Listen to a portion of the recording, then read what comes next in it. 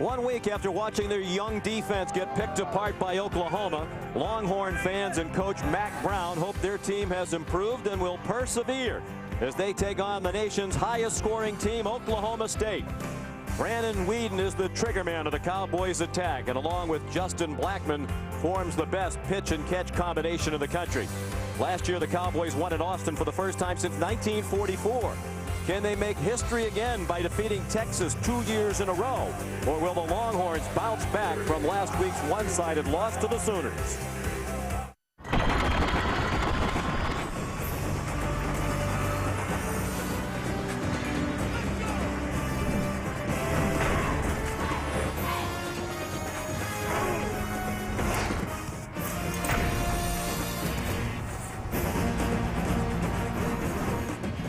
Welcome everybody to Darrell K. Royal Texas Memorial Stadium in Austin on a beautiful day, warm and not a cloud in the sky, as number 6 Oklahoma State comes to the Texas Capitol to take on the 22nd ranked Texas Longhorns in one of 4 games this week between ranked teams.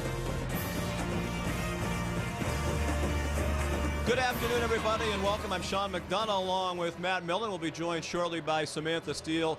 Delighted to have you with us as we get a look at one of the 13 remaining undefeated teams in the country, the Oklahoma State Cowboys, as they roll into Austin at 5-0, the highest scoring team in the country, 51.4 points per game. And they are very much a Big 12 and national championship contender. With an eye toward that, this is a big hurdle today for that great offense. Oh, there's no question of what that offense is really good at is scoring points, and how they score them.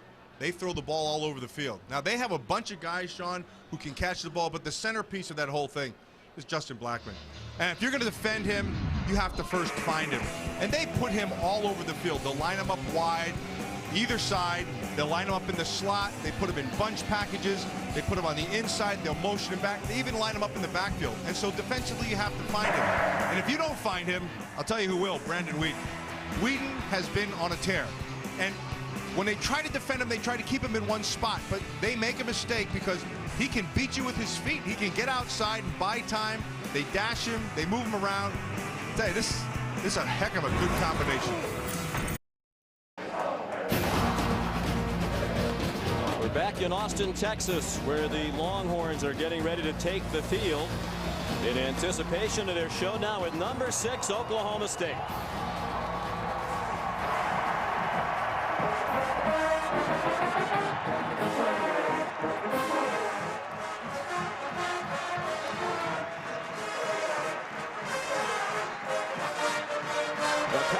And the Horns and the kickoff from Austin, Texas right after this.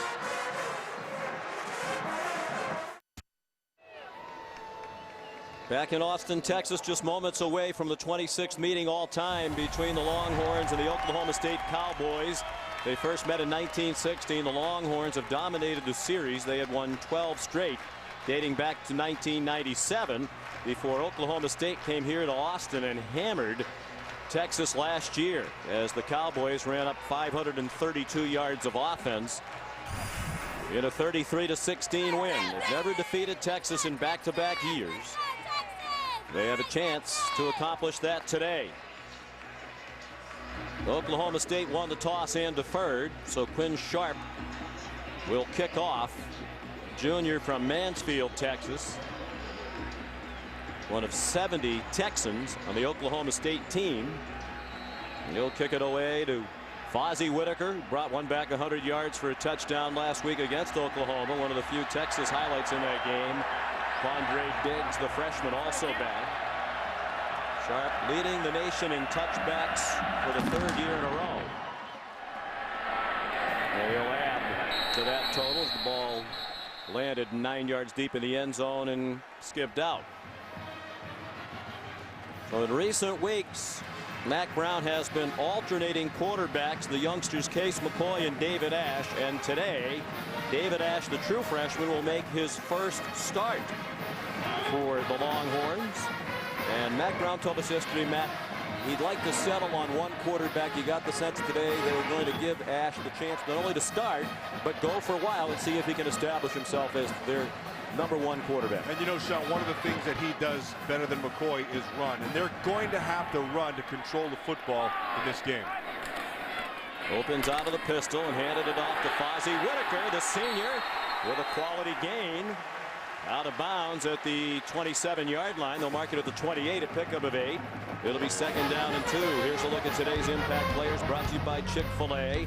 It's a very young Texas offense. True freshman Jackson Shipley, far and away their leading receiver.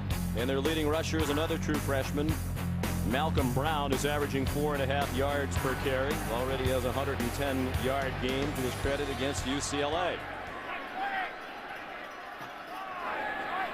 Ash takes the handoff and goes to the 32. 4 yards and a 1st down for Ash, who's a big guy, 6'3", 222 pounds. The impact players from Chick-fil-A for the Oklahoma State defense. Another Texan, Jamie Blatnick, the leader of a good front. Team high 3 sacks for Blatnick. Broderick Brown emerging as one of the best cornerbacks in the country. 3 interceptions to lead the team. 1st and 10, Longhorns. Ash changed something at the line of scrimmage. Sees something he likes. They bring a blitz off the corner. And Malcolm Brown, the hard-earned yard. Shetty Jones and Sean Lewis combine on the stop. Sean, you mentioned about David Ash, and he's a big kid, and he's a physical kid. He also has great speed, and he can make you miss. And so I think that alone right there is one of the main reasons that we're seeing him here today, because he's got to use his feet to get himself out of trouble. They spread the formation now as Ash goes out of the gun. Zings one to his left, intended for Jackson Shipley. Broderick Brown right there in coverage. It'll be 3rd down and 9. Matt, this is exactly where Texas did not want to be. 3rd and long. They don't want to be here all day long. Because I got to tell you, this offensive line a week ago really struggled, particularly their tackles. Now, Oklahoma State does not have a great pass rush, but it's a consistent rush. And if they play the way they did a week ago, this offensive line, they'll struggle again. Oklahoma sacked the Texas quarterbacks 8 times last week. They bring 5 on the rush to the Cowboys, and an errant throw as Ash was not on the same page as Marquise Goodwin. After picking up a 1st down, the Longhorns will punt. Another task for the Longhorns on offense today to get more touches for the very speedy Marquise Goodwin. Outstanding track athlete, one of the best long jumpers in the world. Justin Tucker to punt. Josh Cooper tried to swing away and could not. Well covered by the Longhorns, and finally Alex Zumberge got him on the ground. 39-yard punt and a loss of 2 on the return. Here's Sam Steele. Guys, offensive coordinator Todd Monken for Oklahoma State said if we're running the ball, we're probably tired, but don't expect to see that anytime soon. I talked to Coach Gundy yesterday, and he said we don't really do the whole long practice traditional thing. 45 minutes on Sunday, no practice Monday, and never longer than an hour 45. That means a tough go for this secondary at Texas. Blake Gideon is dealing with an Achilles injury. He's usually the guy that gets everybody lined up. It's going to be interesting, guys. A lot of pressure on him against this very high-tempo Oklahoma State team. They cause problems with their talent and the pace with which they play. Whedon sets up a quick screen. There'll be a lot of those today.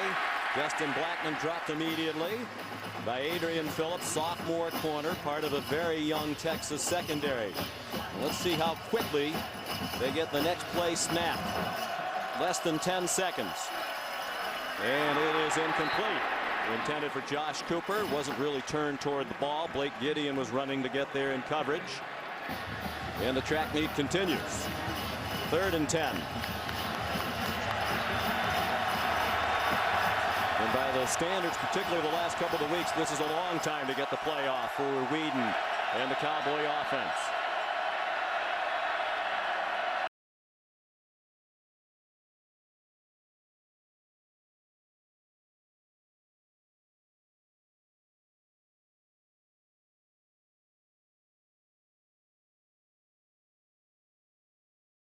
Offensive coordinator was not afraid at all to bring pressure. And when he does that, that means he's trusting his young secondary. And they are young, particularly on the corners. Good series. They need that. A rare 3-and-out for Oklahoma State. They scored 8 touchdowns on 8 possessions in the first half last week against Kansas. Sharp, under a pretty good rush, got the punt off, and as usual, it's a good kick. Jackson Shipley from the 15. With a 7-yard return, taken down by Justin Gilbert. 60-yard punt by Quinn Sharp, matching his longest punt of the season. Football in high definition is presented by Vizio.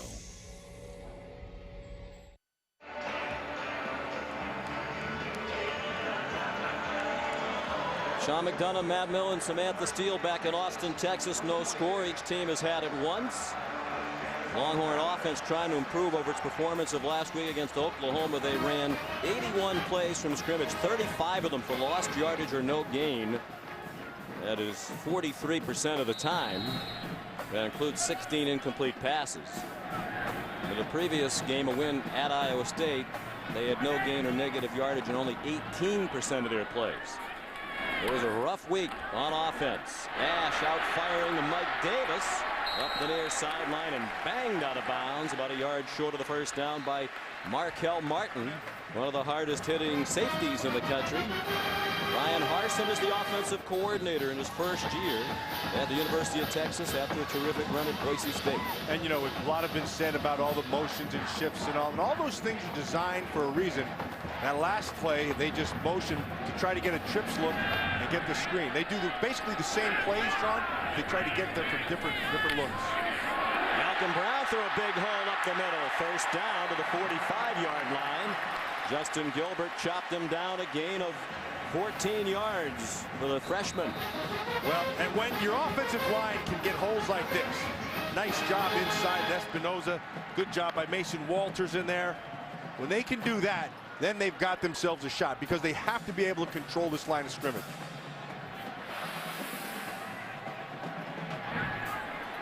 David Ash out there for the second straight series. We believe they'll give him a chance to run for a while. Of course, that assumes some success. Malcolm Brown stacked up after a gain of a yard. Will be 2nd and 9. Jamie Blatnick made the tackle. It is an Oklahoma State defense for which the numbers are kind of ugly. They're 103rd in the country in total defense out of 120. They're 103rd against the pass for Bill Young, but the numbers are very deceiving because they've been so far ahead in so many games and their offense scores so quickly. A lot of times the regulars aren't in there in the second half. That was the case last week against Kansas. A lot of the damage has been done to the 2s and 3s in that defense. Right now it's the 1s being gouged, however. Mike Davis weaves his way down to the 34 of Oklahoma State. Let's check into the studio. Here's Robert Flores. All right, Sean, Taco Bell studio update. Number 15, South Carolina struggled but beat Mississippi State 14-12. Connor Shaw to Alshon Jeffrey. The ominous news for the Gamecocks is Marcus Lattimore left the game with a brace on his knee and on crutches. Jannard Robinson left and came back for Michigan, but they lost to the Spartans 28-14. Fourth year in a row, Sparty has won in that in-state rivalry. After a 19-yard gain on the pass play, Ozzie Whitaker loses yardage. Loss of 2. Nigel Nicholas, the defensive tackle, made the play. That's been a question mark in their defense, but they think the tackle's been better, and Nicholas has been terrific all year. Not a real big group inside. They have pretty good movement. Their strength really of those down 4 of their defensive ends, Rashedi Jones 99 and Jamie Blatnick on the other side. 5 minutes played, no score. Out of the gun, David Ash zips one down the middle. It's intercepted. Picked off by Caleb Levy. Another native Texan from Salina, north of Dallas. 10-yard return by Levy of his first interception of the year. Mack Brown said yesterday, the one thing we cannot do is turn it over. They committed 5 of them last week against Oklahoma. And this one comes to you courtesy of Levy. And what it is a nice read, good diagnostician from the start, and then good patience. And he's able to get dropped right where the quarterback's looking. He read Ash's eyes and came up with a nice pick. 18th takeaway of the season for the Oklahoma State defense. That leads the Big 12. They're 6th in the country in takeaways. So not all the defensive numbers are ugly. As we said, they're skewed. Joseph Randle with the first down of the day for Oklahoma State on the Cowboys' second possession. 15-yard run for their leading rusher, and he took it to the 49 of Texas. Well, they spread you out, and then defensively you have to make a choice. Here they come quickly again with Randle, dragging tacklers with him to the 40-yard line. Finally, Emmanuel Acho, the leading tackler of the year for Texas, was able to wrestle him down. Sean, the choice you have to make are what numbers are you going to put in the box. And if you have 5 or 6, they're going to run at you because they can block that. That'll be the priority for Manny Diaz. He said, we're going to defend the pass first. So here they come with the run again, reading the numbers. Whedon and Todd Monken, the offensive coordinator, and Randle got just enough for the first down inside the 39-yard line of Texas. Keep in mind, when you're a one-back set, that's called 10 personnel. One back, no tight ends. That means you have 5 down linemen. So you're going to take your 5 and block their 5. And the defense hopes that they can win enough of those battles to stop the run. Great throw. Cooper the catch. The ball comes out, and they're going to mark Cooper down inside the 1-yard line. 37-yard completion. The ground caused the fumble. 1st and goal from the 1 for the Cowboys. And Whedon caused the great throw. That is a great throw on top of coverage. Right where it had to be. The only place really, Sean, that it could be.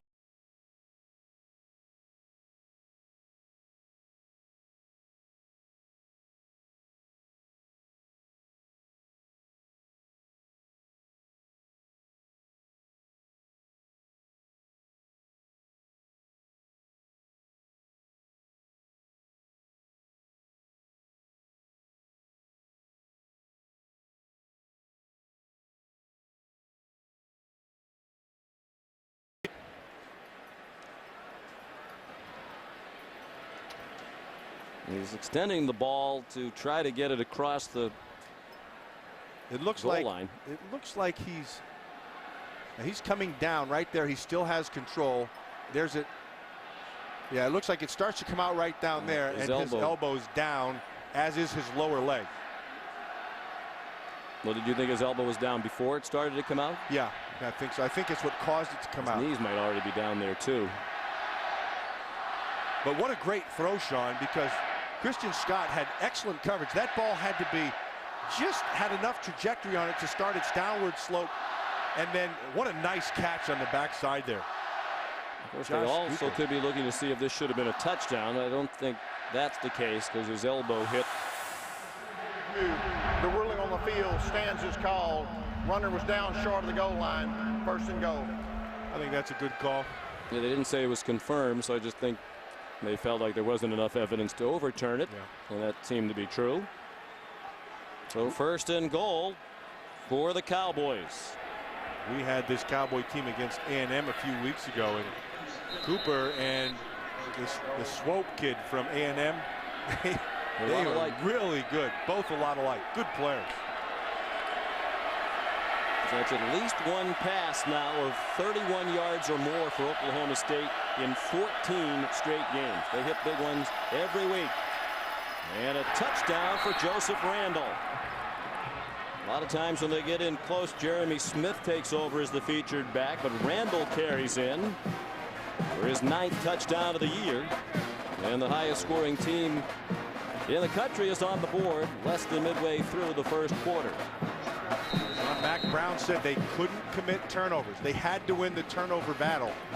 They're down 1-0, and now they're down 7-0. Or 6. And probably 7 with Sharp, the kicker. The extra point good.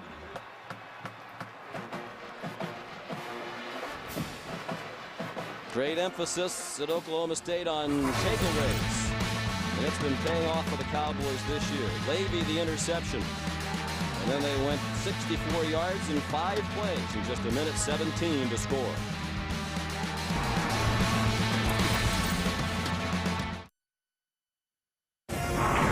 ESPN football on ABC. Brought to you by Buffalo Wild Wings. Wings, beer, sports. Cadillac. And John Hancock Mutual Funds. Visit jhfunds.com. Owen Vivo's not working here at Texas home games. He can be found relaxing at his spacious digs just outside Austin, Sunrise Ranch in Liberty Hill, Texas.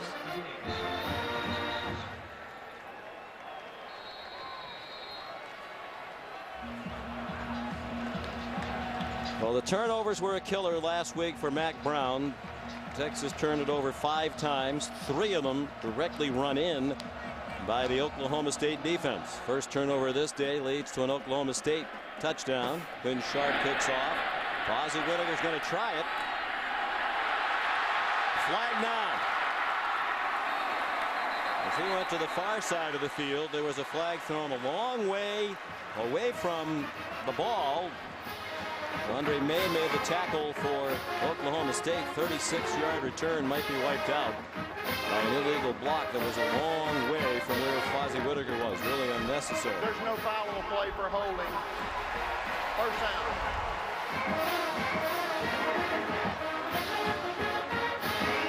It'll still be David Ash at quarterback. He threw 2 interceptions last week as part of the 5 turnovers committed by Texas.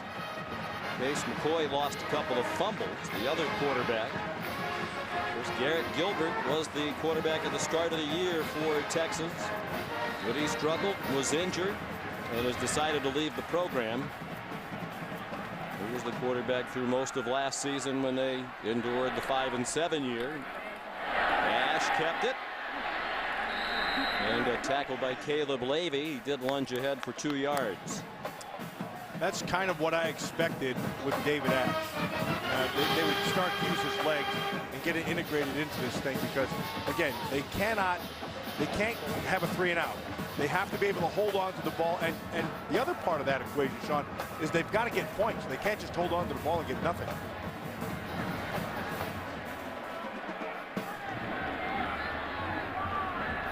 Malcolm Brown, the running back. This time Ash gave it to him. Powerful run from the freshman. 6 feet, 217 pounds. He crossed the 40. 3-yard gain to the 41. 3rd down and 5 to come for Texas midway through the first quarter. It's fun to watch that Malcolm Brown. You can see why he was with the top recruits in the country. He's got good power. He's got good speed. Runs behind his pads. He's going to need some help. I don't care how good you are. You need some help out of your up front people. That's where Texas has to get better. I think they have offensive line help coming in their next recruiting class. Ash throws. First down. Mike Davis.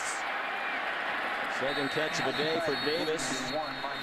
Good for 8 yards to the 49-yard line. 1st and 10. Nicely done by the offensive line. It's picked up, and the ball's out of his hand fast. So you got the nice quick route. It's a good job of understanding exactly where the sticks are. Mike Davis sits down, the ball's there right away. 18 catches this year. He had 47 last season to set the Texas freshman record. Still waiting for playmakers to emerge. They think they have players capable of it. They just need to do it more often. Ash ran away, found Davis in the Cowboy territory. They're going to mark him out at the 45-yard line, a gain of 6. It'll be 2nd and 4. Sean, they believe they have some potential playmakers. Mike Davis is one of them. And the ability to improvise by the quarterback and his ability to find Davis are the keys.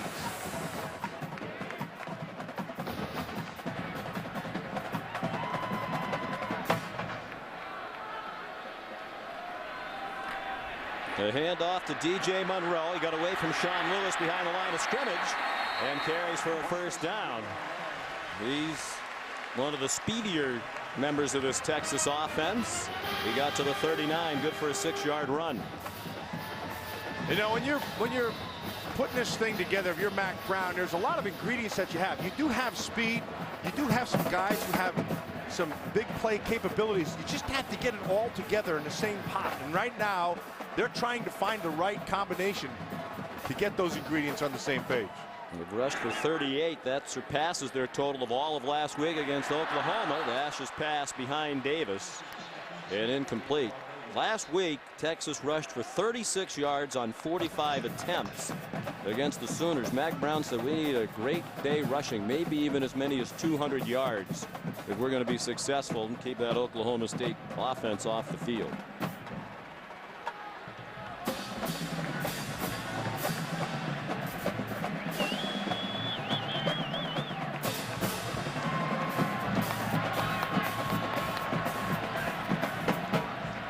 Bunch formation to the right. See a lot of motions and shifts in different formations. Called by Brian Harsin. DJ Monroe dragged down from behind by Jamie Blacknick. Loss on the play back to the 41-yard line. You know, I started watching these Cowboys, you know, a few years back, and Jamie Blacknick was just a sophomore who was playing, and you could see what he had and what he really does have.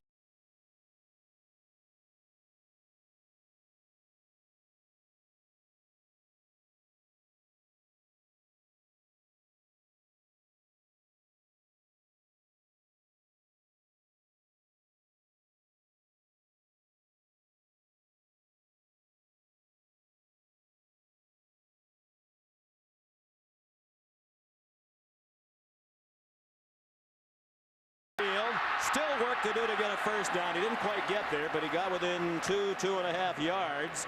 Caleb Levy and Justin Gilbert the tackle. 9-yard gain and a decision now for Mack Brown. There's virtually no wind in the stadium, and from here would be a 49-yard field goal. Tucker has the leg to do that, but Mack Brown, knowing you're probably going to have to outscore this Oklahoma State bunch, looks like he's going to go for the first down on 4th and 3. And it'll also give your offensive line a shot of confidence. Come off the ball. 5 receivers, 3 to the left, and now they bring Whitaker back in motion to the right. Blitz. Ash's pass.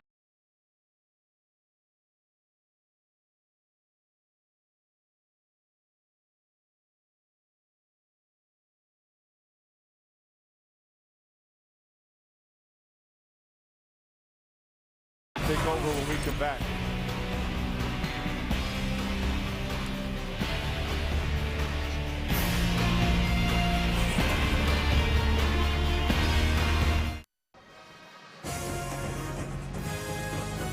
College football action continues tonight on ESPN and ESPN2 with a full slate of games. ESPN2 showcases 2 of the top 3 teams in the nation. Number 2 Alabama taking on Ole Miss at 6. Then number 3 Oklahoma versus Kansas at 9:15 on ESPN at 10:15.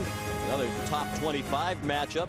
18th ranked Arizona State visits number 9 Oregon. That one's going to be a great game, Sean. That Osweiler kid he can throw. I'm anxious to watch that one. You think Alabama and Oklahoma would cruise against inferior opponents. Brandon Whedon hands it off to Joseph Randall. So far, Matt, Texas has executed a lot of its game plan. They've had a decided edge in time of possession. They've had the ball for nearly 9 minutes. They've run 20 plays to only 9 for Oklahoma State. But as we've seen a number of times in recent years, the Cowboys don't need much time to do damage. Yeah, and they also, the one thing they didn't do, Sean, you and I talked about in commercial, they need points. They needed to score in that last drive. They've had a costly turnover. A flip to Josh Cooper, and he's dragged down behind the line of scrimmage by Jackson Jeffcoat, the defensive end. They'll mark the ball back at the 26. A loss of 4. It'll be 3rd and 16. Watch, see 44 right there. That's a nice job of good discipline, using his hands, getting up the field off of Adcock. 73 maintains the leverage, sets up a big 3rd down. Brandon Whedon out of the gun. 4 wide receivers, 3 to his right. Whedon turned 28 years old yesterday. Dumps it off short. Randall has a lot of run after the catch to perform, and he can't quite get to the marker. Manny Diaz, the defensive coordinator, has his team with another 3 and out. That's 2 of them against this potent Cowboy attack, and Diaz and the Longhorn fans appreciate it. Yeah, they do, and they need to get this crowd into it. And when you're going to just rush 3 and drop 8, you increase your chances in your coverage of being able to keep the down the field throws from happening. They did a great job of forcing it underneath. Sharp got the punt off. The Longhorns let it bounce and almost ran into it. Was it touched by Texas? The Cowboys say yes. The officials haven't pointed yet. And they might confer about it. Whose ball is it? Looked like they kicked it, Sean. Did it hit Sherrod Evans? There's been no gesture from either of the officials who were closest. The ruling on the field is the receiving team player was forced into the ball. No force touching is no touching. Touches ball, 1st and 10.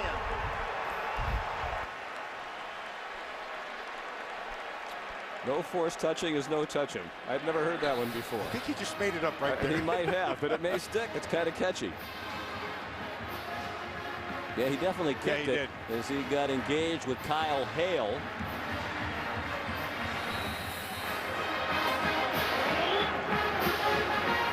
And Sherrod Evans is lucky because in that situation, get away from the ball. Yes, absolutely. That's a first one for me. I never heard that one before. A hand off to DJ Monroe coming across the formation. And he's out to the 31-yard line. Gain of 8 on 1st down. 2nd and 2 to come. Broderick Brown made the stop. Well, this is just trying to use speed to get to the edge. And you mentioned it earlier, Monroe is one of the guys who does have really good speed. And so they're trying to punch him in the stomach by running inside earlier with Whitaker, Brown, and now they'll take Monroe to the edge and try to spread that thing. 2 minutes to go, 1st quarter. 7-0 Oklahoma State. Jackson Shipley went in motion. They fake the handoff to him. The middle wide open for Malcolm Brown. In the Cowboy territory. To the 42-yard line. 27 yards on the rumble for Brown. Nicely blocked on the inside. You see 55 Espinoza. A nice job by David Snow. 78 the guard, and then it's just right up inside. Just power football. I like Brown. I think he's got to lower his pad level a little bit. Pretty good. Here he comes again, hit behind the line of scrimmage by Nigel Nicholas. Let's check in with Robert Flores and get an update. All right, guy number 12, Georgia Tech, facing its largest deficit of the season, down 14-0 to Virginia after Michael Rocco hits Tim Smith. And the Cavaliers are back in the red zone and looking for more. Virginia up 14-0 into 1. Sean. Even though they're a running attack, that Georgia Tech team can score very quickly, averaging more yards per play than any team in the nation. 8 yards per play. That play was slow developing. And it's Nicholas again to drop Fozzie Whitaker for a loss way back to the 48-yard line. Well, it's just a stunt that's called from the sideline. That's a stunt inside. But Nigel Nicholas, he executes it with perfection. Again, that's the movement part of him that they get. The last 3 times Texas has had the ball, they've moved into Oklahoma State territory. The previous 2 ended with an interception and a turnover on downs. Final seconds of the quarter. Ash under duress. Tackled and then lost the ball. He's down by contact. Daquan Lowe on a safety blitz with a 12-yard loss. Sean, that's on the quarterback. He's got to be able to see it. We've talked about it many times. If you can't see it, you can't play it. This time he did not recognize it coming off the edge, and it got him. Can't see it, you can't play it, and force touching is no.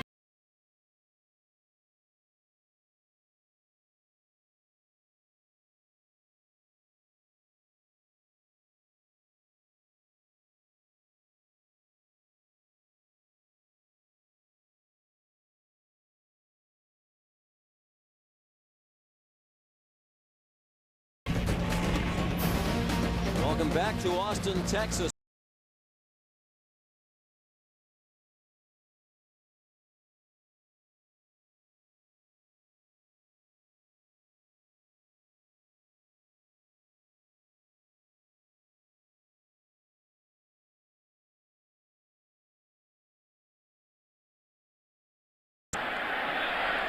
Lands at the 20. Again, the Cowboys now need to get away from it. Texas saying it was touched by Oklahoma State. They come up with the football, and the officials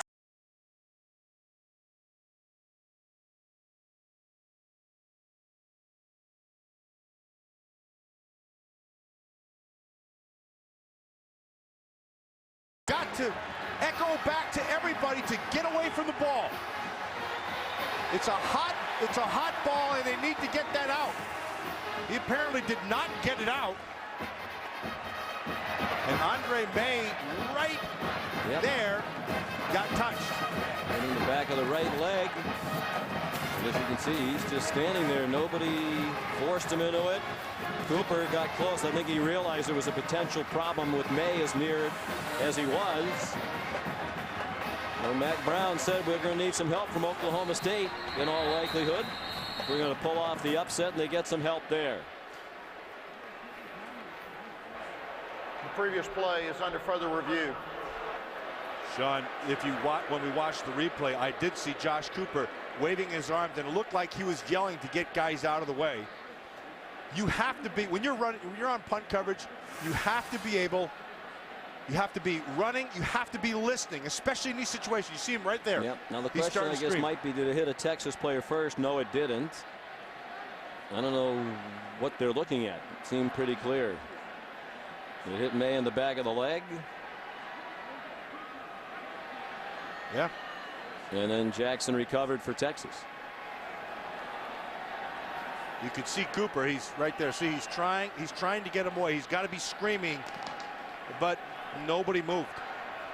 After further review, the ruling on the field is confirmed. The ball touched the receiving team player. It will be 1st and 10 for Texas.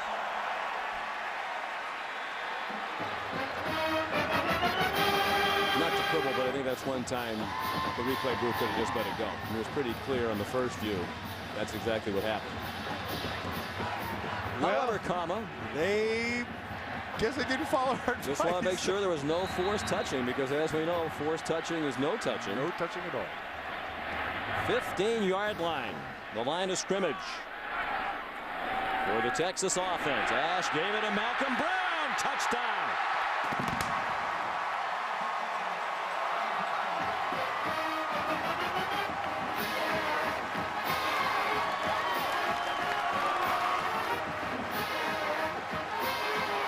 Blocked on that left side, Sean. It's a good job by that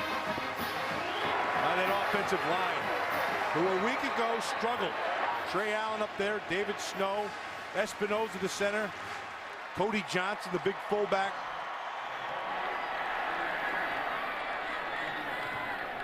A 15-yard touchdown run by Brown, who's rushed for 61 yards already, and the extra point is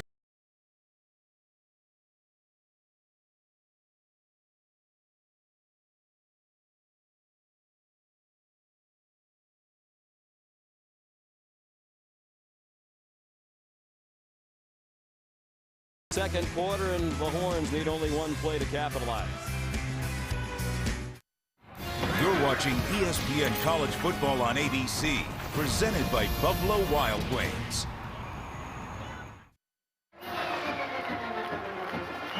Malcolm Brown, a 15-yard touchdown run after the problem on the punt for Oklahoma State. It's the second rushing touchdown of the year in his career for the true freshman Brown. That's Cody Johnson, number 11. Marquise Goodwin outside, number 84. And it's just a true freshman right here. That's a really nice job by Josh Cochran.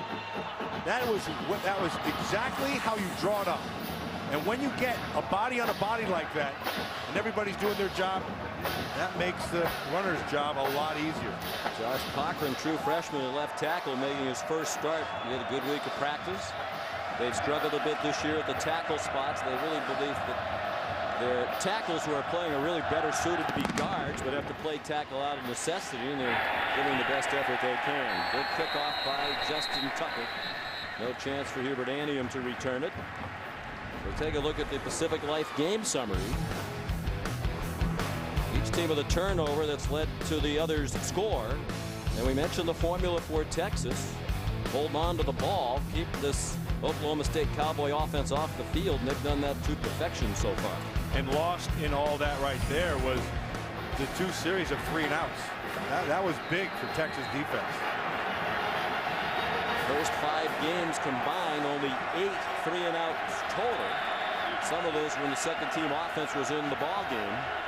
In routes, 2 of their 3 possessions today have gone 3-and-out for Brandon Weed, and he's on target for another first down. Just the one drive they didn't go 3-and-out. They scored in just 5 plays. Justin Blackmon the catch and a 14-yard gain.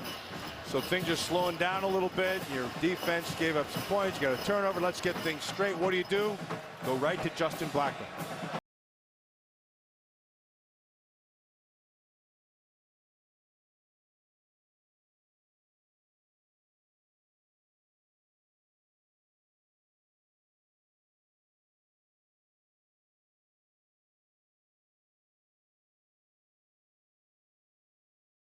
Yards and another first down for Oklahoma State. And they're up tempo right now. It's called now tempo. They want to snap the ball right now. Whedon going deep in the coverage, and it is intercepted by Carrington Bynum.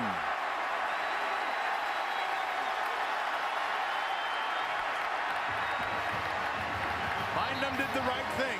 He stayed on top of Justin Blackmon. And then this is where Blackmon has to go to transition and become a defender. When the ball's in the air, you cannot let him catch this ball. Well, I don't know if he came down inbounds of that one, Sean. Yeah, and it did look like maybe at first blush the field judge was waving it as incomplete. That might be an incomplete pass. And then had a change of heart. Bobby Abels, then he ran into Bynum. Well, he gave him a chest bump. Let's see if he comes down and inbounds first. Now he's pushed, but he lands out of bounds. I think his chest might be the first thing to hit. But because he's being hit by Blackmon. Does he get a foot in bounds? Does that right foot touch the ground? I think it did. He might have, his upper body may have hit first. Oh no, you're right, his foot touched. His right elbow lands out of bounds, but if his foot touches the ground, then that's, and he is possession forced of the ball. Let's see if that foot doesn't touch down first. Well, he has the ball. Right his right toes on the ground. Doesn't look like it did. Well, you see both spots there, the rubber pellets in this field turf fly up, which would indicate his feet made contact with the ground. Unless it was Blackmon's feet causing that. The ruling on the field is reversed. The first thing to hit out of bounds was his elbow. It's an incomplete pass. It'll be 2nd and 10 for Oklahoma State at the 45-yard line.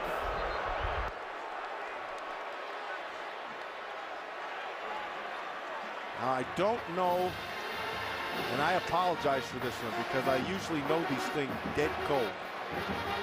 But I don't know where they are with the rule in terms of being forced out, because Blackmon hit him inbounds and forced him out. Now I know at the next level it doesn't matter. You have to come down with both feet in. College level, you just need 1 foot in, Just 1 foot.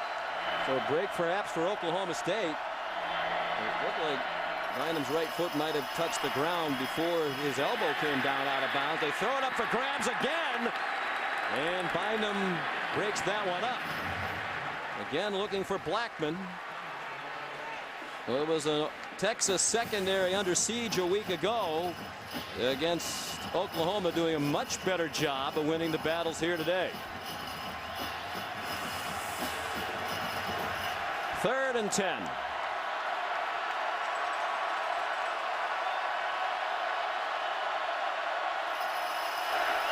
Blitz coming. Whedon gets it off and throws short and behind Justin Blackmon. I really like the way Manny Diaz is trusting his young secretary. Bynum had a heck of a series right there, but he wasn't alone. There was good coverage all on that field down there by good young players. And you think they have talent on that defense? Just very young, particularly in the secondary. As Manny Diaz is young, just 37 years old, first year's defensive coordinator here. Took over for Will Muschamp, who left to become the head coach at Florida. So here's Quinn Sharp.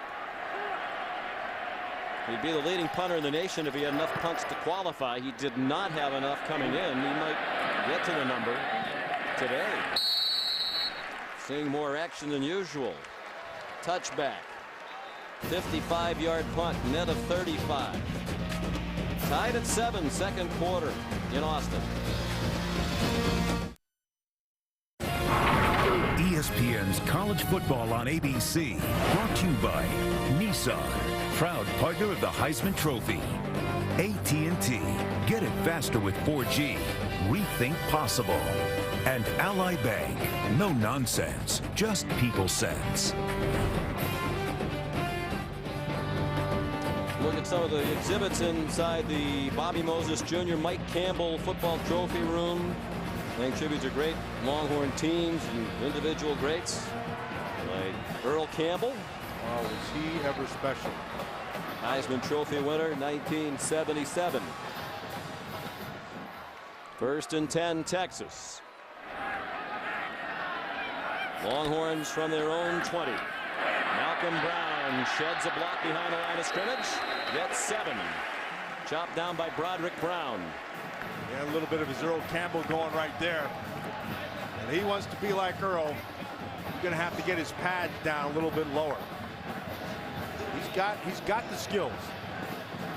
He's got averaging 76 yards per game rushing, 3rd among true freshmen in the country. He's already rushed for 68 today. As a team, they're up to 85. On pace for that goal to 200 that Mac Brown set yesterday. Down again, spun down for a loss. He kept battling, but finally Joe Mitchell came over the top of the pile to help Sean Lewis.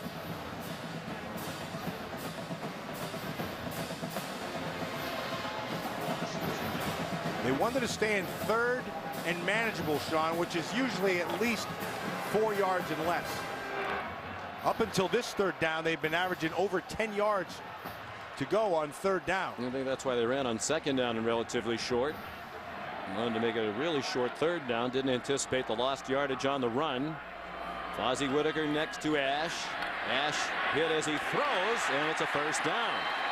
Big first half for Mike Davis, his 5th catch.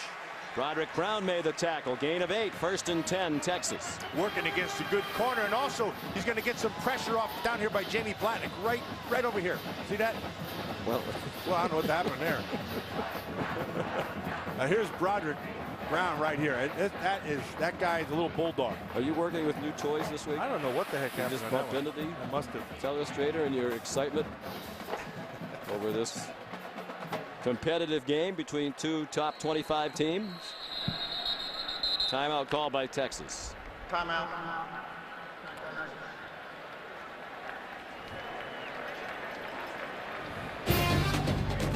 .12 to go till halftime. 7-all the score. I'm Robert Flores with his studio update. When last we left you, Georgia Tech was down 14-0 to unranked Virginia, but number 12 comes right back.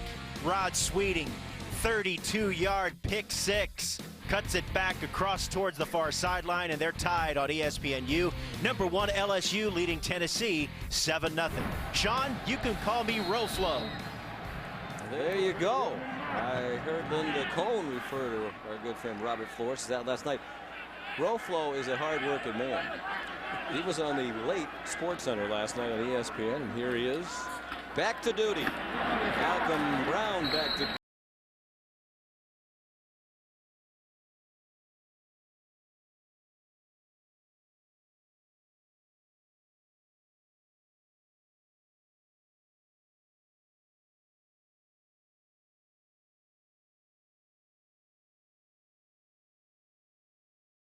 game with Oklahoma under Mac Brown. They're 13-0 the next week. As they got hammered by Oklahoma. Now they're holding their own with the number 6 team in the country today. David Ash out of the pistol. Lateral to DJ Monroe. That spun around. Got just across the 40-yard line. It'll bring up a 3rd down and 3. Caleb Levy the stop for Oklahoma State. Well, and I think, Sean, what Mac Brown wanted to be able to do was trust his offensive line. And I think to this point right now, he has. He's been able, and especially with the left tackle is just a freshman, Josh Cochran. He's put a lot on him. He's run behind him, and they've let him alone one-on-one in pass protection as well. We ruled that a forward pass, so it is a completion for Ash, his 6th, the first to somebody other than Mike Davis. 3rd down and 3. Ash throws. Davis again. Dropped the ball. Is it a catch? No, it's an incomplete pass. Break for Texas because Oklahoma State was on it. Broderick Brown, the coverage, a ball Davis should have caught for a 1st down.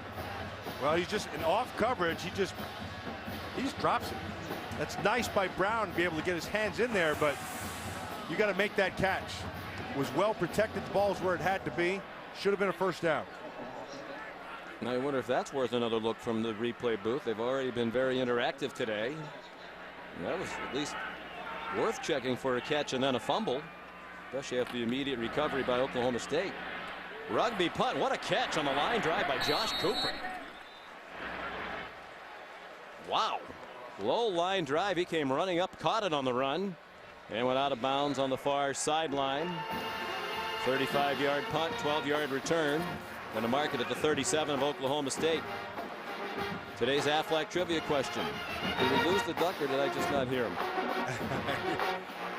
Yeah, I heard him. Did you? Yeah. I didn't hear him. I was concentrating on the question because I don't know the answer.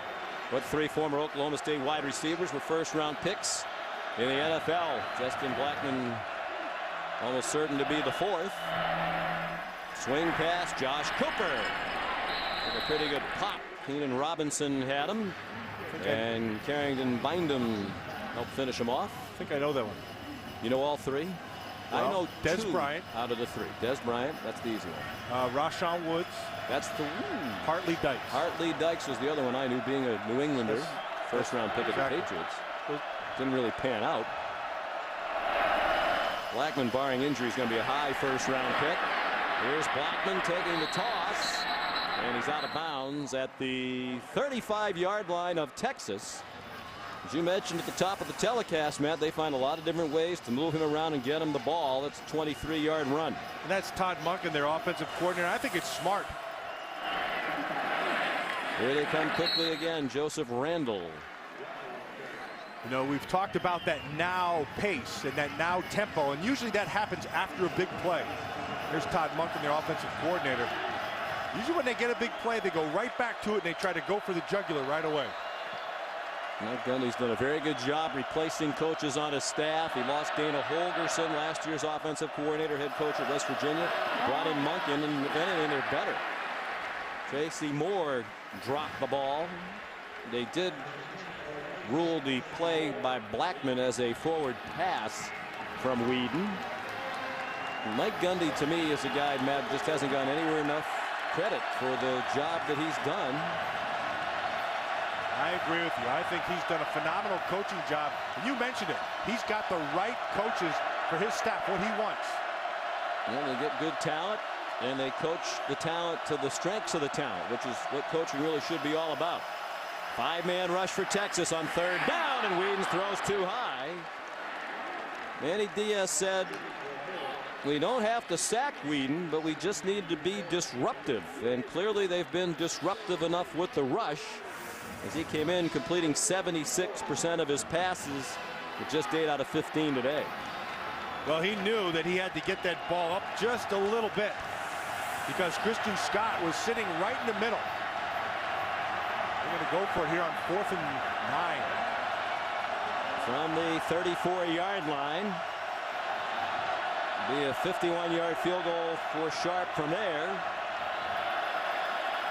5-man rush again. Whedon throws a strike for a 1st down to Justin Blackmon at the 18-yard line. And it wasn't going to happen if they didn't handle the 4 to the left side. They brought pressure from the left side. Whedon sees it. Right. Perfect strike. 17-yard gain. 4th catch for Blackmon. The drive continues. Whedon near sideline. Blackmon the catch. And he is swung down by Carrington Bindum. I'm liking this Bindum kid. He is not backing off at all of Justin Blackmon. He's a young one. Just a sophomore, I believe it. Yes, he is. He's stepping up. He's playing really well. Short gain there, 3 yards on the last play. Longhorns showing they might be coming again. Long count by Whedon. They do come after. He throws quickly, caught by Blackman. Touchdown.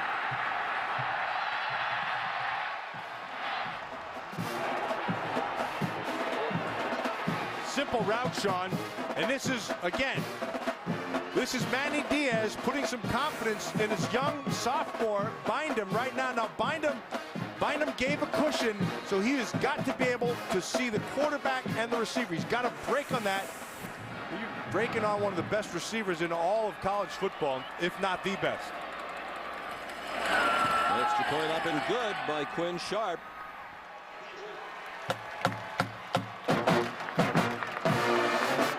Justin Blackman, the touchdown. His 7th receiving touchdown of the year. 15 yards, and the Cowboys are on top again. You're watching ESPN College Football on ABC, presented by Buffalo Wild Wings. 87 degrees here in Austin, Texas. Not a cloud in the sky. Entertaining ball game. Oklahoma State leading Texas 14-7. Now the answer. What 3 former Oklahoma State wide receivers were first-round picks in the NFL? And I can vouch for the fact that you did not cheat, even though you answered very quickly, and you got it right. Des Bryant in 2010, Rashawn Woods and Hartley Dykes. And Blackman is certainly going to be another. Mel Kiper has him in the top 10 on his big board. 4 catches today for Blackman, including a touchdown that's given them the lead again. Here's Fozzie Whitaker.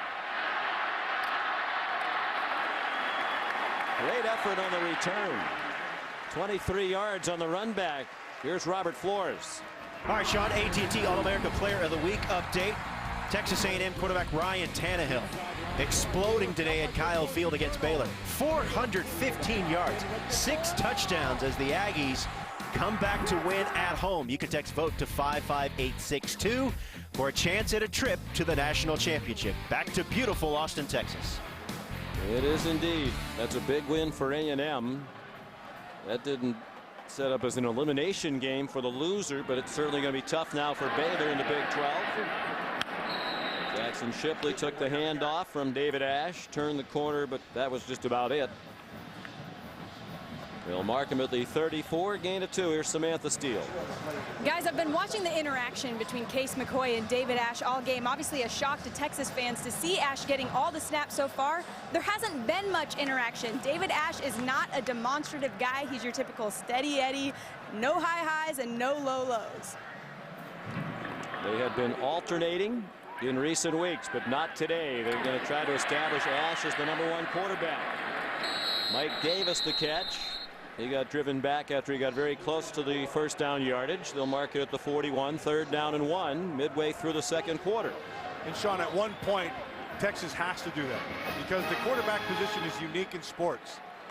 And you have to have that leader. You have to have that guy that you can count on week in and week out. So, you know, the old adage, if you have 2, you don't have 1. Well, they need 1.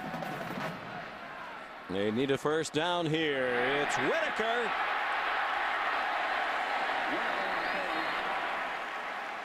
Nice little wildcat action there by Whitaker, lined up in the backfield to the direct snap, and then just go right up and whenever you're in trouble, follow Cody Johnson. He'll get you out of most things. The big old fullback leading the way. 11-yard run coming into today. Whitaker had taken 8 direct snaps this season. They had gained 75 yards on those 8 plays, so that has worked with regularity for Texas. They're across midfield at the 48. Malcolm Brown running off the left side. 3-yard pickup to the 45. 2nd and 7 to come. At the start of this game, Sean, one of the things that we said is that Texas had to be able to control the line of scrimmage, and I think they've done that. And they had to be able to get the running game going and keep that Oklahoma State offense on the sideline, and they've done that. Now it's exactly what Mack Brown wanted to see.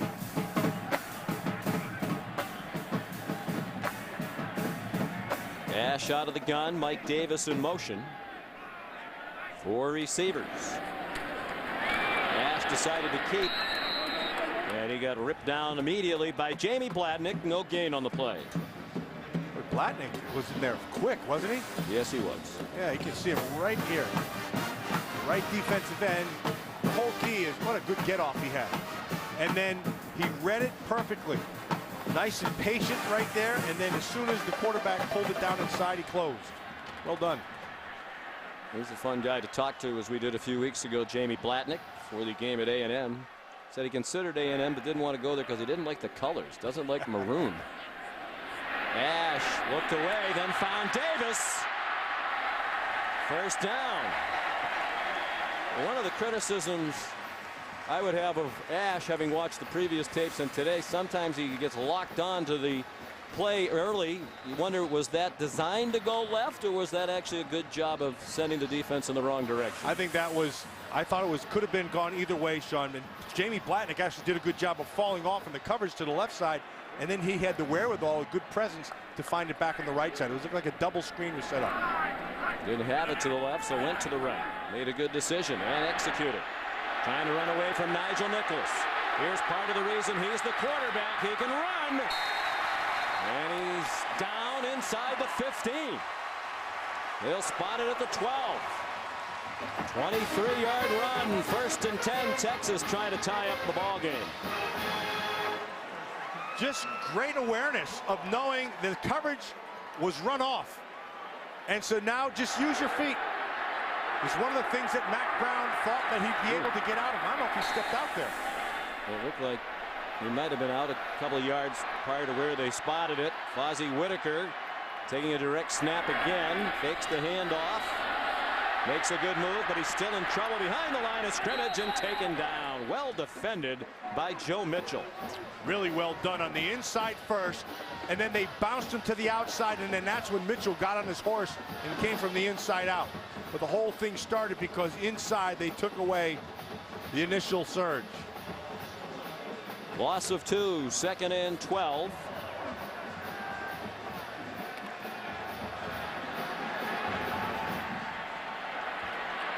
Wow.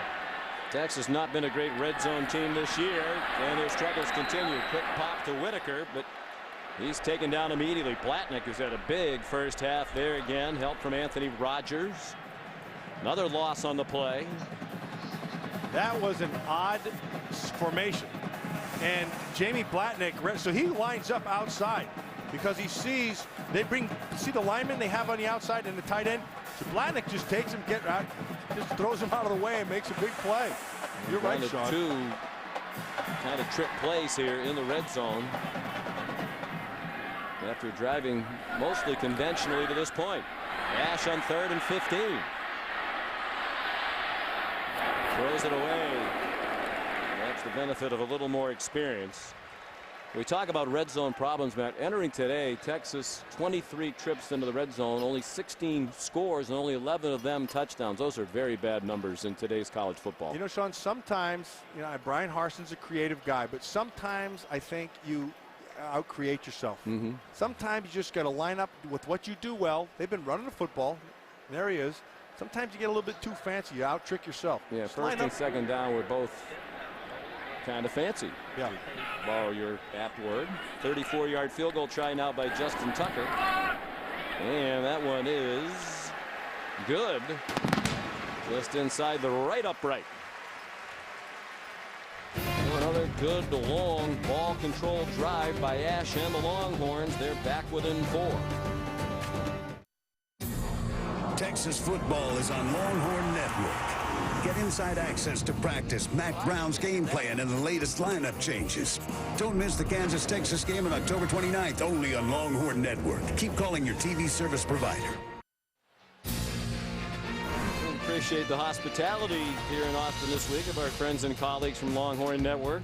Dave Brown taking the gang out to dinner last night. A very nice set there at Darrell K. Royal Texas Memorial Stadium. Sean, you know what was really surprising to me was the amount of access that Mack Brown has given to the Longhorn Network. I mean, they are right there. Including practice. Tuesday and Wednesday practices are televised live on Longhorn Network. Good kickoff by Tucker to the back of the end zone. Texas within 4. Has to be frustrating for Brandon Weeden Mike Gundy, the offense, Todd Monken for the Cowboys, they're still used to being the ones who kind of dictate the entire way the game is played. They have the lead right now, but in many ways the game's being dictated to them. Texas just held the ball for 5 minutes and 25 seconds on that field goal Which drive. is exactly what Mac Brown, Manny Diaz wanted to do. And so credit the defense of Texas, and particularly that young secondary. Texas has run 42 plays to 24 for Oklahoma State. Texas had the ball for more than 20 minutes. Oklahoma State 6.5 minutes of possession. But again, they don't need a lot of time. Hubert Anium with a 14-yard catch off the pass from Whedon.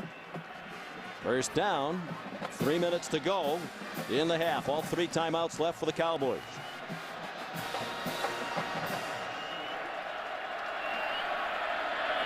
Texas brings a late blitz, and the pass is caught. And the ground caused the fumble, say the officials. Josh Cooper the catch. Another first down. I would think now the other officials coming in to wave it off. So after they confer, one official pointing to the ground saying that caused the fumble, but another said no. Well, Kenny Vaccaro, number 4 right there, he's right on top of it.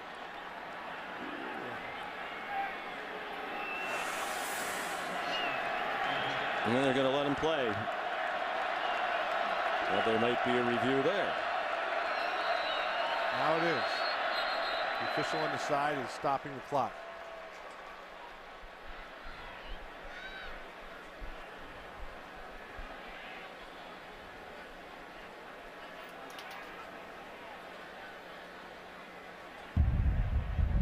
Timeout. Oklahoma State. First charge timeout of the half. 30-second timeout. And that might be just to give the replay booth a little more time to consider if they want to look at it. I don't know why they wouldn't. And they took a long time to review, and that's what he's saying. It was a catch, and he was down by contact when the ball came out. And they took forever to look at that punt that clearly hit the Oklahoma State player. And then you're just going to let them play on this? Yeah, sometimes you just don't get. There's the catch. Vaccaro's on top of him. It stays in until he hits the ground. Well, we don't know that for sure, though. We can't tell if the ball's wobbling around. There's the hit. Looking He for is a down. definitive look. Yeah. I agree with you, though. It looked to me like he had the ball till he hit the ground. Well, that's exactly why they called the timeout. You're 100% right, Sean. And now they have challenge to play. He's hoping that with the extra time, they might look at it. And it's officially a challenge.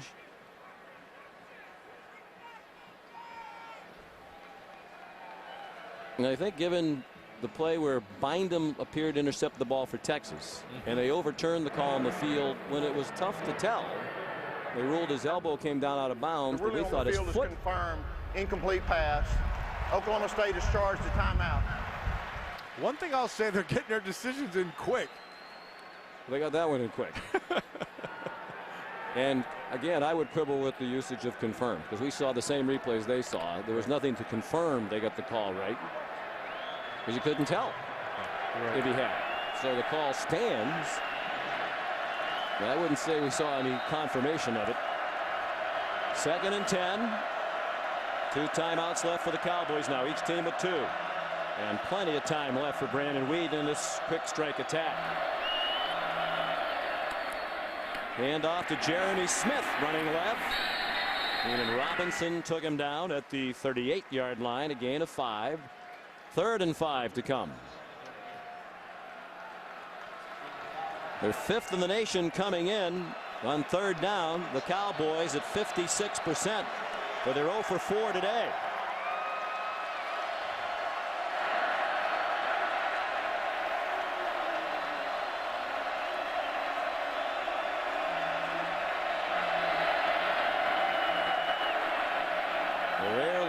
Count by Whedon.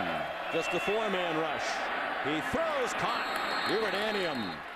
49-yard line. First down, Oklahoma State. Sean, that ball was thrown before Anium ever made his break. Watch Anium on the top. The ball is in the air right now. Boom, it's right on top of him. That's really well done and really hard to defend. One of the benefits of having an experienced 28-year-old quarterback instead of an 18-year-old freshman making his first start. Smith out of the backfield, 11-yard play, first down. Now they'll move quickly, but they have plenty of time at the Texas 39, nearly 2 minutes to go, and 2 timeouts. Smith stays in the ball game. 4 receivers, 3 to the left of Whedon. Then they bring extra men on the rush and don't get there. Josh Stewart fighting for every inch down to the 31-yard line. 8-yard gain. You know, they are so prolific in this passing game, and we've talked about Whedon, but until you really watch him, I don't know if you really appreciate him, because he sees everything, and the ball comes out fast. There's a timeout here by Texas. What is easier to appreciate him when you watch him? Yes. Yeah, it's kind of tough not to if you don't really look at him. But let's take a good look at him, because he sees the field and he can make all the throws. He does trust his arm. If there's one thing sometimes, and all the great ones do this, Sean, all the great ones will take chances because they believe in their ability to throw in that small window. And he's no exception. I mean, he'll do that. And he's right more often than not. Turned 28 years old yesterday. Spent 5 years playing minor league baseball, a pitcher in several different organizations. Of course, his teammates have had a lot of fun with the birthday thing, talking about getting him a walker or a cane.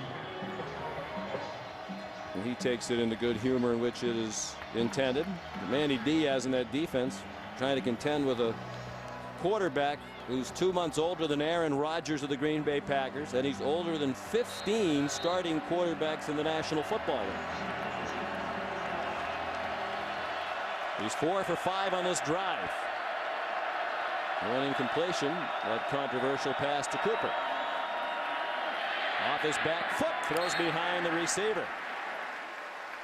Well, we have seen today the benefit. It's hard to sack him. He gets rid of the ball so quickly. He does. But he gets rid of it real fast. If you can at least disrupt him, that can be effective. Manny Diaz said, how do you deal with Blackman? Well, you disrupt the guy trying to throw it to him. Yeah, and so what you're trying to do is get him off his mark. And they've been able to do that. Here's a big down, 3rd and short right here. 3rd down and 2. We're on the fringe of field goal range here. A handoff to Jeremy Smith, a short yardage specialist. This will be close. We're going to avoid the old cliche, it depends on the spot, because, Matt, it always depends on the spot. I think it might depend on the foot. If he gives it to the right foot, he's got it. If he gives it to the left foot, he didn't get it. He didn't get it. Well, they were just about in this field position earlier and decided to go for it. They're going to go for it here. 4th down, less than a yard, 30-yard line. Final minute of the first half. They try Smith again, right through the defense and into the end zone. Touchdown, Cowboys.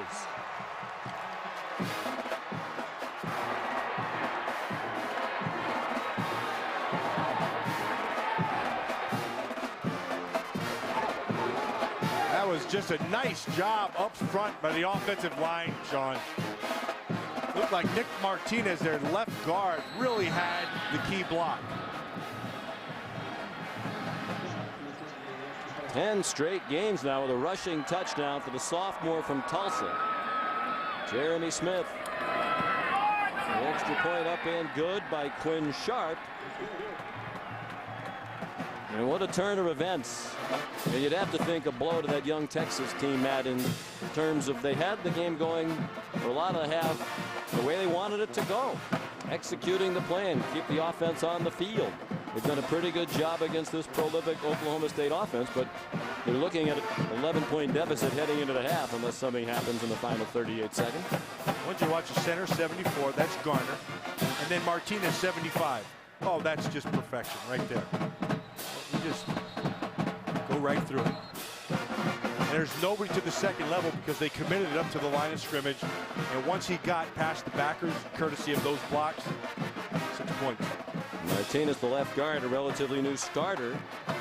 They lost Jonathan Rush, an outstanding left guard, to injury in the A&M game a couple of weeks ago. Manny Diaz had everybody up there around the line. Once Smith got through that line, there's nobody home. You know, up until that point, Sean, it felt like Texas was winning. You know what I mean? They were kind of controlling everything. They were still down by 4, but they had that feel. Well, they're doing a lot of things they wanted to do, felt they had to do to win the game. Whitaker brought it out again from deep in the end zone. And a good return. Across the 35, they're going to mark him out across the 36. Chased out by Larry Stevens. With a win last week in Kansas, Jimmy Johnson's moved back into 3rd place behind the points leader Carl Edwards. Kevin Harvick's trailing by just a point in 2nd place. JJ only 4 points back. Things tightening up in the chase. Can Edwards hold off the competition? The chase for the NASCAR Sprint Cup continues tonight. 7 Eastern on ABC. The Bank of America 500 at Charlotte. It really doesn't get much closer than that. You really can't bet against Jimmy Johnson, given his track record.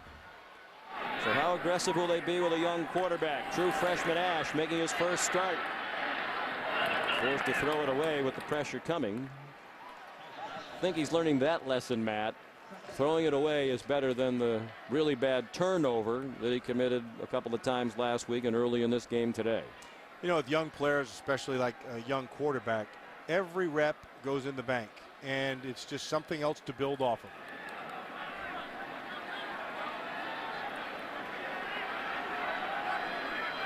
Four receivers. Just one timeout left for Texas. 27 seconds to go. Cowboys rush only 3. Oh, Ash slipped down. Was he down? No. Knee or elbow didn't hit. The Cowboy coaches thought it did. They're screaming at Mike DeFee, the referee.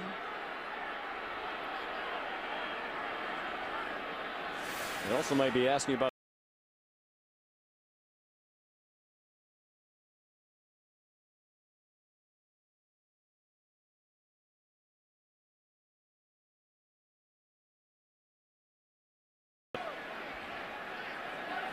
Mike Gundy and his staff are upset. The question is does the ball make him down? The answer to that question is no, it does not. There's 3rd down and 10. They just did get the playoff. Conservative call there. Fozzie Whitaker gets 3. Oklahoma State. He's going to try. Yeah, they don't need much time to score. They're going to use the timeout with 10 seconds to go in the half. Perhaps to come after the punt.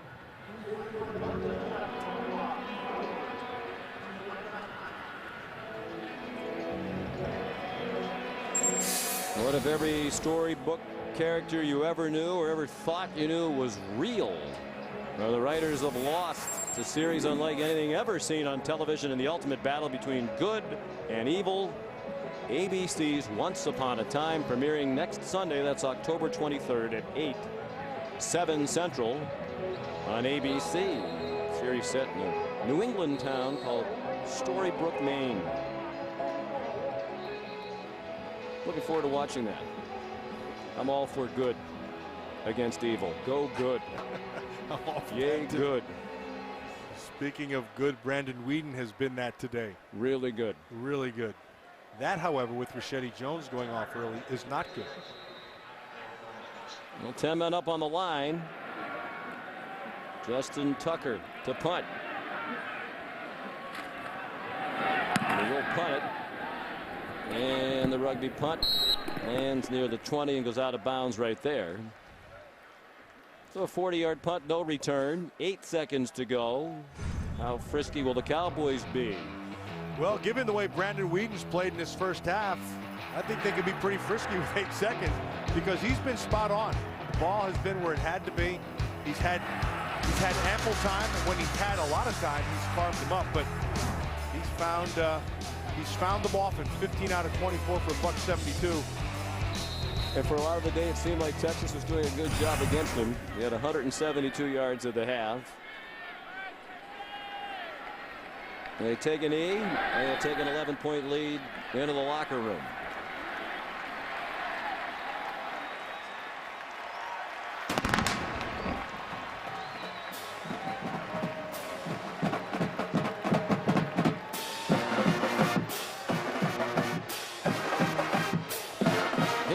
Samantha Steele. Coach, a lot of pressure on your freshman QB. How do you assess David Ash's performance? Oh, I thought David played well. We had the one turnover, which we can't have. We've got to get scores in the red zone. We can't be kicking field goals because they're very good offensively. Disappointed that we gave up the drive right before the half, just like OU. So we got to come out, hold them a second half, get the ball back. And I think offensively, we've been on the field for more than 20 minutes. We're doing the things we need to do. We've got to score in the red zone. All right, appreciate your time, Coach. Sean? It's always amazing to me how Mac knows all the stats. He's got everything in his head, even while he's coaching the game. 21-10 at the half. Stay tuned. Complete halftime report right after these messages.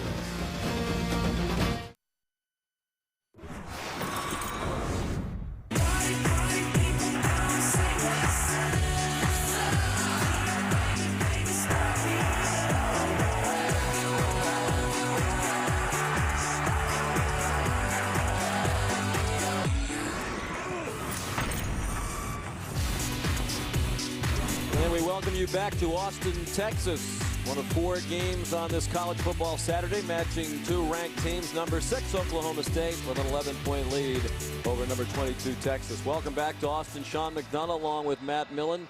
Mac Brown made the point when we visited with him yesterday. He said, even though it was ugly last week against Oklahoma, we're better than we were a year ago. This isn't heading back to another 5-7. And after that first half, even though they're down by 11, they are better. They're just playing a terrific team today. Yeah, and where they've gotten better is really in their secondary. It's a young secondary. I really like what Manny Diaz is doing in terms of trusting his young secondary. But this series right here, Sean, this might be the most important series of the whole game for Texas. If they can stop them here and gain a little bit more momentum back, that'll be huge. Because if Oklahoma State takes it right down and punches the score, and that could be ugly. Brandon Weeden and the Cowboy offense.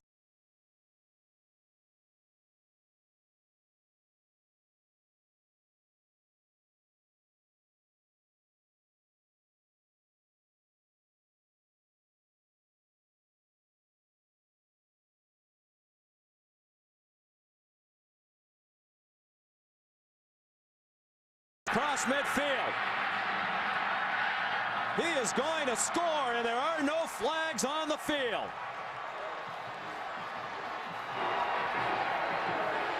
Forget what I said about the first possession. It doesn't count. Justin Gilbert took care of that all by himself. His second touchdown on a kickoff return this season. He took one back 96 against Tulsa. This one was from the middle of the end zone. Officially be a 100-yard return. His 4th career kickoff return for a touchdown, tying Parrish Cox for the Oklahoma State school record. And the kick up and good. Well, Mac Brown talked in the interview with Samantha Steele about that touchdown right at the end of the half was big for Oklahoma State. This is even bigger to send the early message right out of the locker room. That's a monster right there. Gilbert just took it and he just shoved it right in their throat. And a lot of this here, Sean, this is just on Gilbert because that's just vision. And he sees the lane, and then that's some pretty strong running. You run through a couple arm tackles and then good speed to finish it off. It matches the longest kickoff return in school history. There were 3 100-yard kickoff returns previously. You mentioned it also ties the school record for career kickoff returns. But the longest kickoff return in school history was 100 yards. Done 3 times by Barry Sanders, by Barry Sanders, and by Barry Sanders. You know, I'm sensing something here. He was good. He wasn't too bad. It's Miami of Ohio in '88, Kansas and Tulsa in 1987. And now by Justin Gilbert, sophomore from Huntsville, Texas, in 2011. 28-10 in the blink of an eye. Quinn Sharp kicks off. And Whitaker will try to answer for Texas. And here he comes. Fozzie Whitaker. The kicker has the angle. Quinn Sharp, can he do it? No! Unbelievable!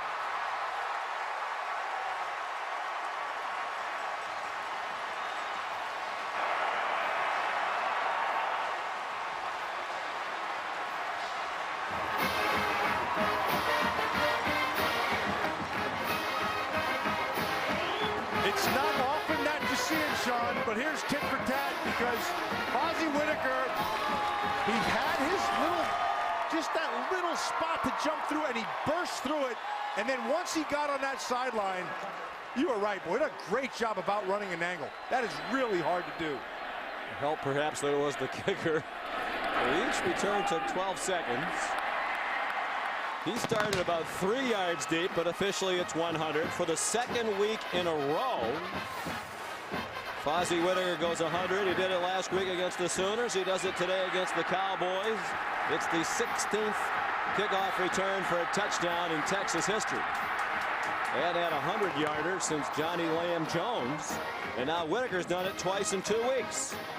You want to go back, maybe the first series, if we ever have one that starts with a play from scrimmage, will be important in this game. Here's a look back to last week, one of the very few bright spots for Texas in that drubbing at the hands of Oklahoma. In the second quarter, it cut Oklahoma's lead to 27-10. The Sooners got a late touchdown in the first half, 34-10 at the break, and were never seriously threatened. Johnny Jones's kickoff return we mentioned was in 1978 against SMU. And Whittaker did it, and it didn't take long for him to do it again. All right, you're up, Gilbert. How about it? I don't know if I've ever seen that. I've seen it on television. I've never seen it live. That's I cannot recall having seen it in person. We'll get the researchers working on it. When it happens, it doesn't happen very often. You got to try it, don't you? Oh, come on. Maybe he's still winded. You have to try it.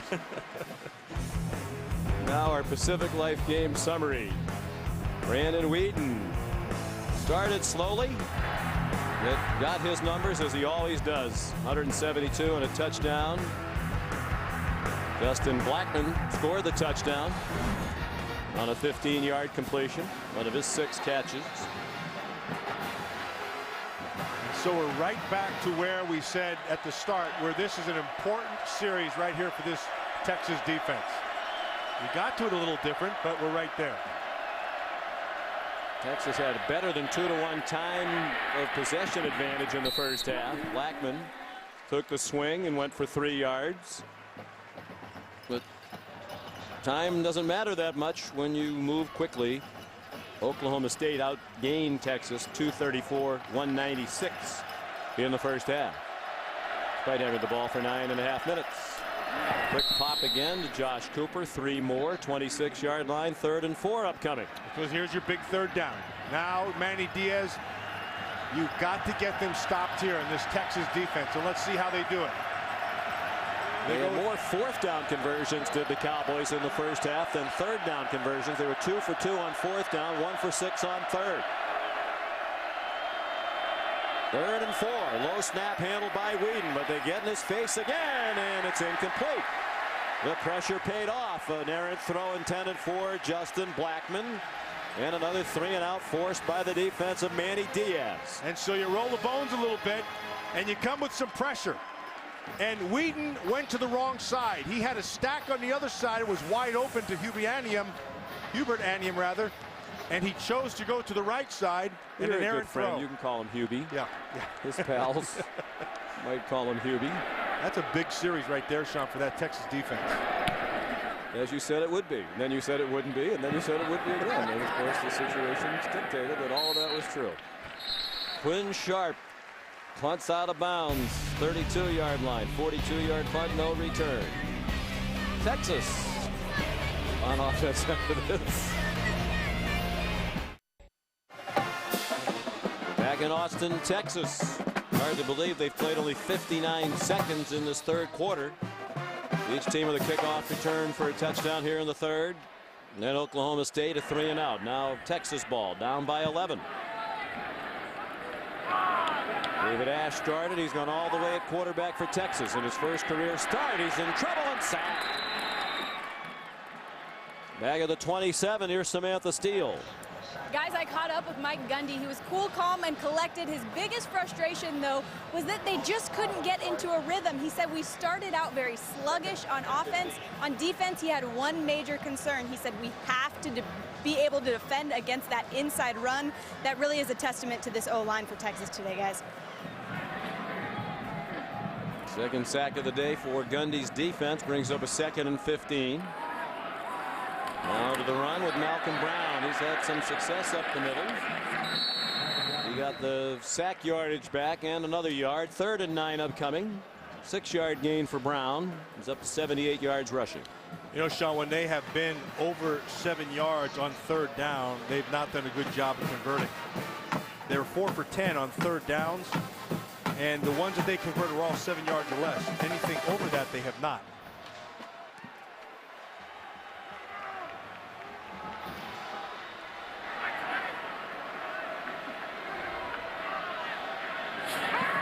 Ash out of the gun. Throws to his right. Caught but short of the first down. Marquise Goodwin, NCAA long jump champion, with a 6-yard reception. They're going to punt. He wasn't even with the team in the spring, in the summer, and wasn't on their team at the beginning of the year. He's going to redshirt to prepare for the Olympics next year in London. Long jumper, as you mentioned, the national champ in college. But he decided he missed football. Texted Mac Brown after the Rice game, so I want to come back and play. So he's still learning this new offense. Fair catch made by Justin Blackman. A good punt by Tucker. Justin's boot goes 48 yards. So 2 kickoff returns for a touchdown in this half, one by each team to begin the half. And matching 3 and outs. And here comes Whedon again. Doesn't do your defense any good if you stop them with a 3 and out and you get nothing to answer with them. Right back in the same situation.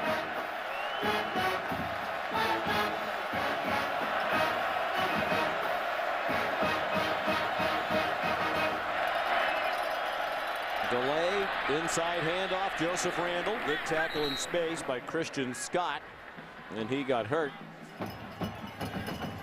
Right arm dangling for a moment. Looks like he's going to stay in. Already got, looks like a cast on that right wrist.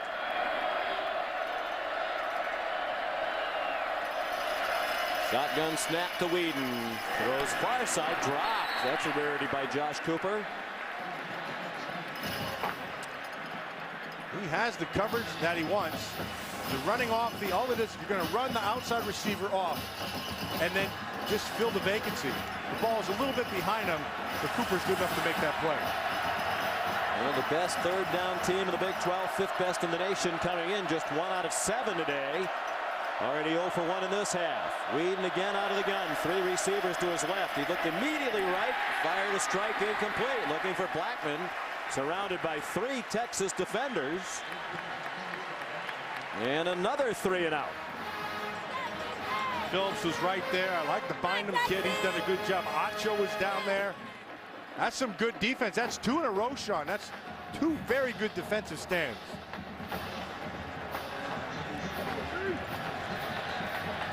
Here's Quinn Sharp to punt. After the 4th 3 and out. They come after the punt. And didn't get it. Jackson Shipley makes the fair catch at the 40-yard line. 35-yard boot under pressure from Quinn Sharp.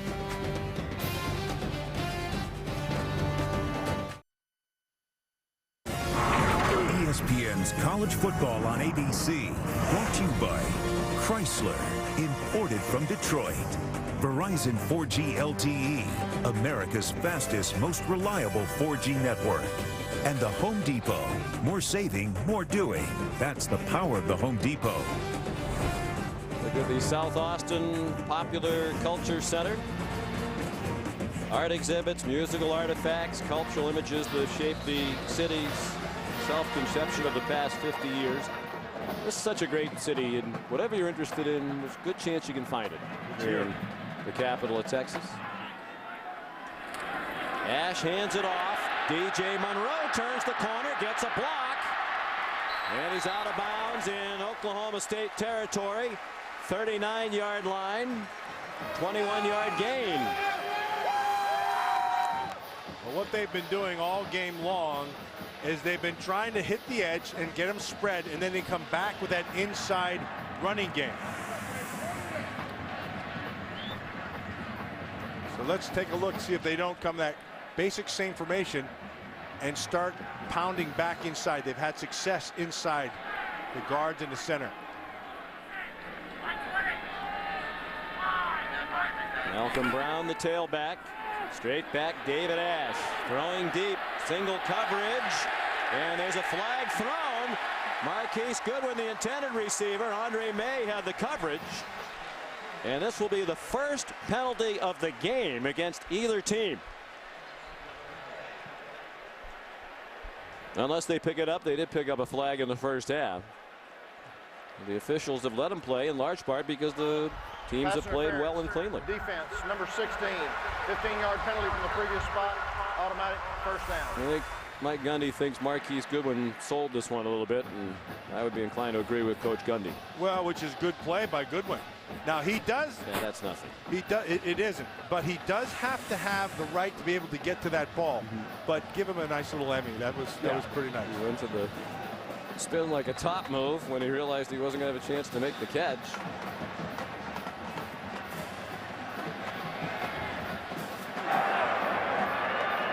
Break for Texas.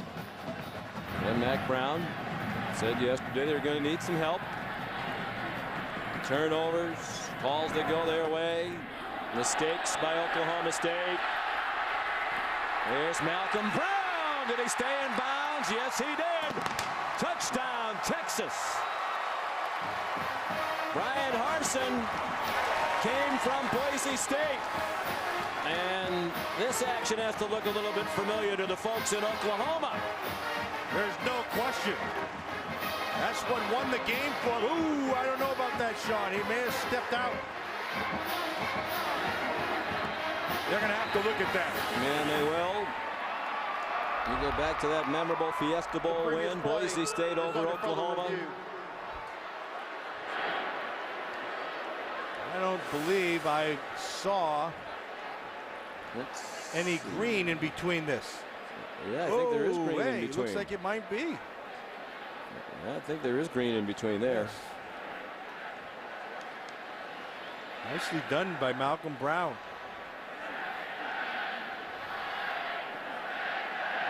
Now, see from there, it looks like he's out of bounds, but I would suggest that isn't as good a look at it as the other one we saw.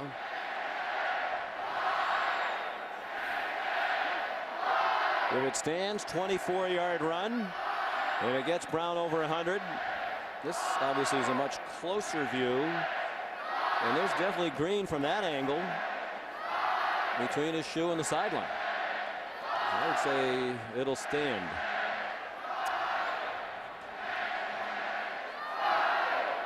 I would have to agree with you. They brought Bryan Harsin in here, hard to bring a little more creativity to the attack. After further review, the ruling on the field stands. Touchdown. Well, that looked to be the right call. The thing about Bryan Harsin, 34 years old.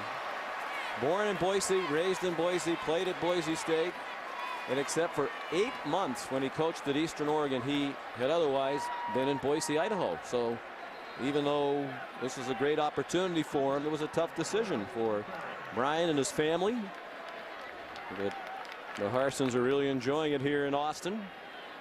They enjoy it more when calls like that work. Justin Tucker, the extra point.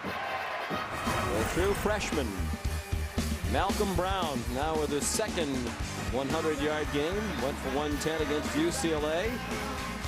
Has 102 today against Oklahoma State. It's a 4-point game.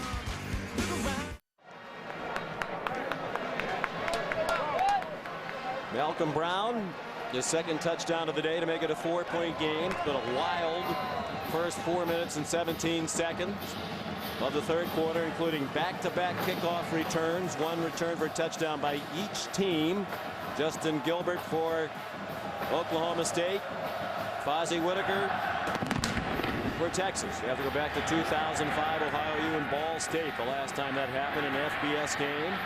Here's Gilbert again.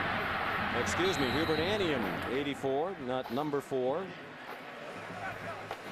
27-yard return. Let's go back to the Texas touchdown that made it a one-score game. And there are two elements right here. The first is a great job of the quarterback eyeballing the pressure. It's coming right at him. He keeps his eyes up right there. And that fake right there holds Sean Lewis, number 11.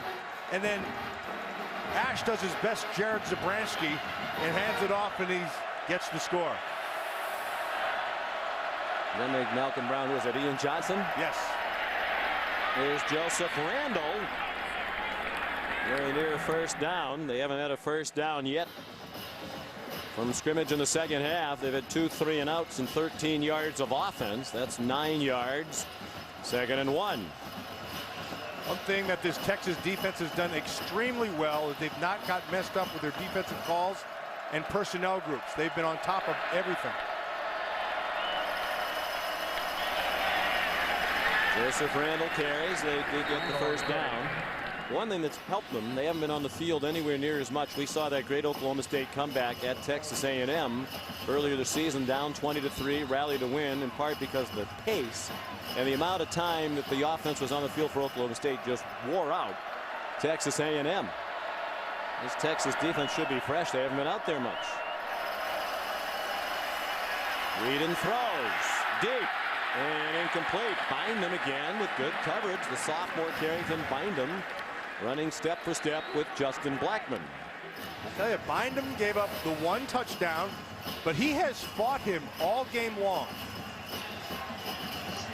It's a pretty good job. Right where he has been able to bind him to the hip of Blackman. Yes, he has.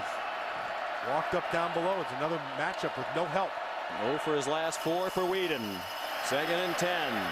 The rush well picked up that time. There's Kai Staley, the fullback. Back to the line of scrimmage, wrestled down by Emmanuel Acho and Kenny Vaccaro. Go back to what Samantha Steele said, that when she interviewed Gundy, said they had not been able to get into a rhythm, and they have still not been able to achieve that rhythm.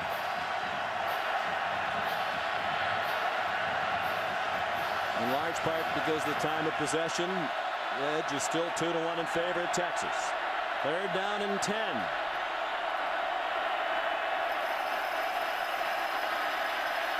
Whedon throws, caught. First down. Texas 41-yard line. Hubert Anium with Quandre Diggs, the true freshman, in coverage, 16 yards. Well, they bring numbers to the right side. It's well picked up. And then Whedon just right down the middle where it has to be. Big completion by Whedon. Oklahoma State a 4-point lead. Middle of the third quarter. Whedon going deep, and it is incomplete. Another one that Tracy Moore had a chance to catch. He had a bad drop earlier. Vaccaro's upset he didn't play that one. Matt, it looked to me like Whedon underthrew the ball a little bit. Yeah, that was the whole key, because that allowed Vaccaro to fight it all the way through. But Moore had a chance to make the catch. Not a great throw by Whedon. 2nd and 10. They're starting to get into that up tempo again. There's a nice catch. Josh Cooper beyond the first down marker, inside the 30. First down. That was an outstanding catch. Watch how he comes back with his hands to catch his thing. Twists his body. Little kinesthetic sense there. 11-yard gain for Cooper. Cooper had 11 receptions in that come from behind win at A&M. Whedon's pass batted down by Jackson Jeffcoat. Jackson Jeffcoat, the son of Jim Jeffcoat, the old Dallas Cowboy. Just a sophomore, played a lot a year ago. Had a couple of sacks. But, you know, he needs to develop more. He's not where he wants to be. And they don't really have a pass rusher. Jeffcoat would be the guy. Whedon on 2nd and 10. Time there. Throws. Flag down. and Moore can't hang on again. Wow. J.C. Moore has had a hard time today. The junior from Tulsa came in with 16 catches for the year.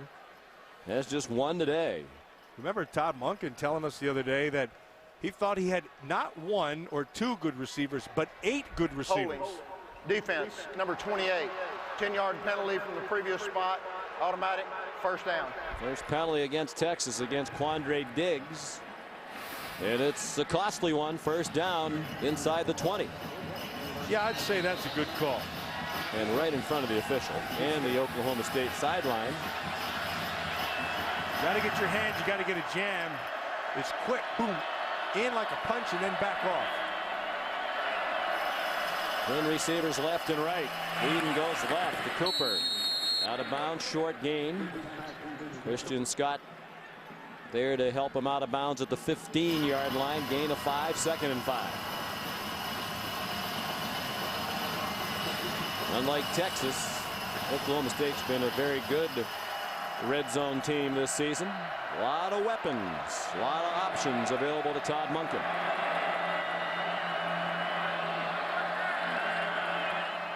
They surround Whedon with backs. He throws quickly to Ranium. Diggs the tackle. Where they're going to mark it. Looks like a first down. Right on that yellow line. At the 9-yard line. Hubert Anium, I think, is an underrated player. I think he's got good speed. He's a clutch guy. He's a big kid. Getting better as the year goes along, too. When you call on him, he responds. Here's that 30 personnel group. 3 backs, no tight ends. Whedon fakes the handoff. Gets pressured from behind, and he got rid of it. Acho was there. That should be fine. Devontae Johnson also there. He's outside the tackle box. The quarterback was out of the pocket. Ball reached the line of scrimmage. It's an incomplete pass. That's right. At or beyond the line of scrimmage and outside the tackle box. And we keep in mind that the tackle box is 5 yards from the ball. Generally, tight end position to tight end position. He was outside of that. The reason he couldn't get anything because there was good coverage down the field. Including perhaps a hold. Maybe. But he started running. Once he starts moving, you can whack him again. Yeah, the question was Whedon's knee down? And clearly after the replay, it was not. So now 2nd and goal, just inside the 10. Longhorns come up as if to blitz. And a timeout. At least a stoppage in play. The flag thrown now in the end zone. May not have reset the play clock. There's no foul on the play for delay of game. The play clock did not start. Please reset it to 25 seconds and we'll on my signal. Pretty good job by this officiating crew. They've been in control the whole time, Sean. And who's going to argue with Mike DeFees, another one of these refs in the Ed Hockley mold who has clearly done plenty of curls in the gym. Needs to work on his triceps. I'll tell him that after the game. Exactly midway through the 3rd quarter. Many thought Oklahoma State might run Texas out of its own stadium as it did last year. Not so today. Handoff up the middle. Joseph Randall inside the 5. And another big play in this game, Matt, because touchdown sends it back to a 2-score game. If they can hold them to a field goal, it's a 1-score game. And I wonder if what Oklahoma State would do if they don't get the first down here, would they try for the field goal? I mean, for the touchdown. 13th play of the drive. 3rd and goal. They throw the fade, incomplete. Well covered. Anium, the intended receiver. Diggs, who took a lot of heat after the struggles of the secondary last week. Well, he played that good coverage extremely well.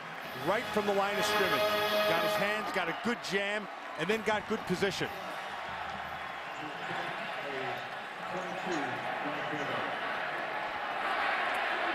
There's Quinn Sharp. Attempting a 22-yard field goal. And it is good.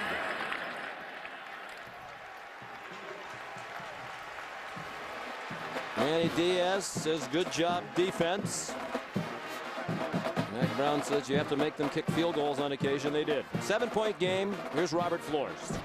Hey, Sean, Ohio State quarterback Braxton Miller has completed 1 pass against Illinois today. And this is it. touchdown pass to Jake Stoneburner. Ohio State opens up a 17-0 lead over the Illini, but Illinois is driving right now. 6:26 and running. LSU, number 1 in the country, 24-7 on the road against Tennessee. Thank you, Robert. Matt, I don't think you and I are surprised by that Ohio State score. Many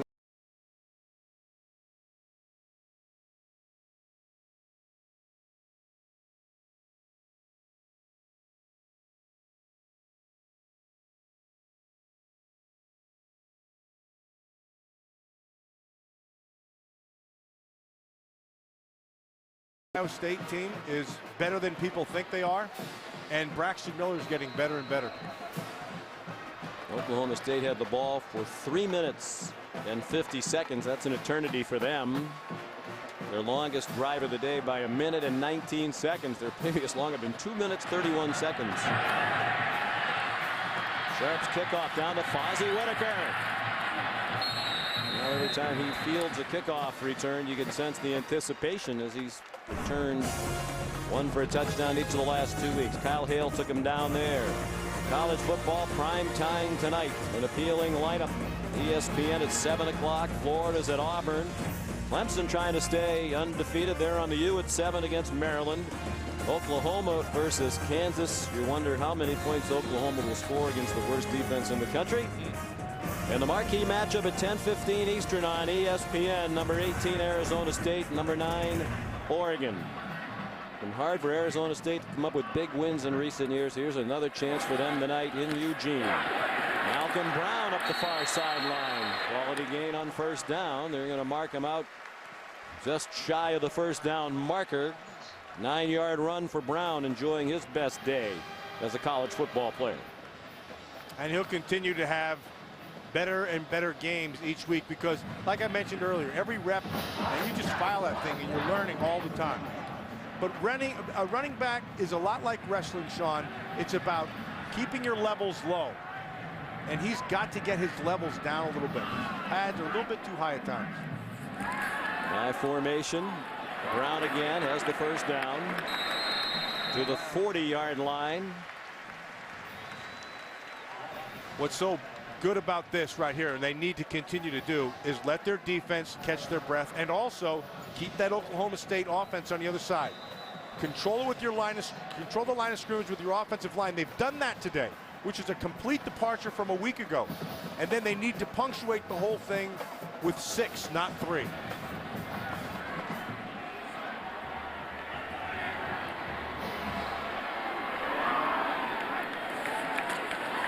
Ash, the fake, steps up. And that's an option that he gives them that Case McCoy does not.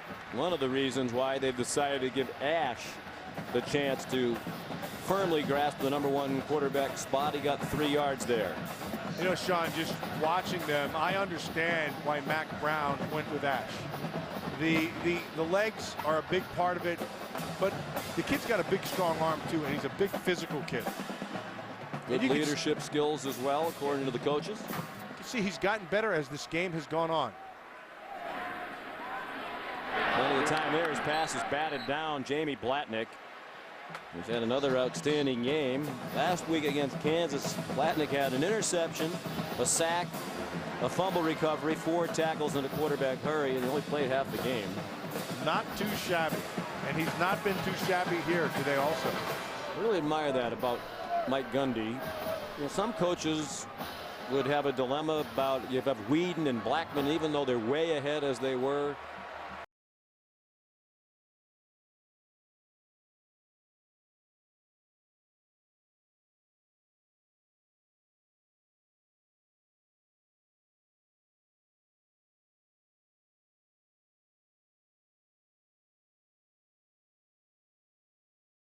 It'll be 4th down, and the Oklahoma State defense holds, and Davis limps off. And that was Bill Young with a nice little, he rolled the bones there too, and came with a blitz, Sean. And he brought the pressure, and then a nice job by the corner to follow Davis back in, and Levy, of course, finished it off. Weston Blackman back to receive the punt. Another rugby punt by Tucker. Fair catch signaled for and made by Blackman at the 13-yard line. Mack Brown says Bill Young always has a blitz you haven't seen before. Let's take a look at the Big 12 Conference update brought to you by Dr. Pepper 10. Oklahoma State, Oklahoma, and Kansas State all undefeated in conference play and overall. They are 3 of the 13 remaining undefeated teams in conference play. A lot of people looking forward early December, that Bedlam Series game. Oh, yeah. In Stillwater, which might have the Big 12 championship on the line and perhaps the opportunity to go on and play for a national championship. But a lot of quality opponents for both the Sooners and the Cowboys between now and then. Jeremy Smith on first down to the 26. 12-yard run, first down.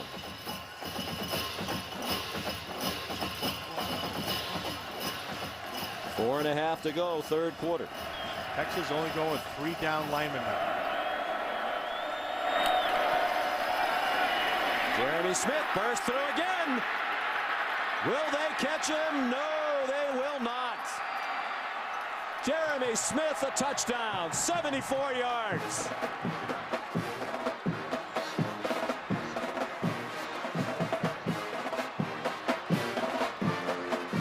You know, Sean, the last touchdown run he had, we talked about Nick Martinez and Garner, the center. We're going to talk about the same 2 guys again. They had that 3 down lineman look. They just split it right down the middle. Nobody in the second level. You wonder where they were.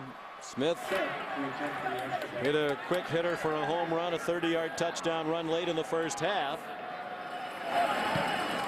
And he's quieted this crowd with another touchdown.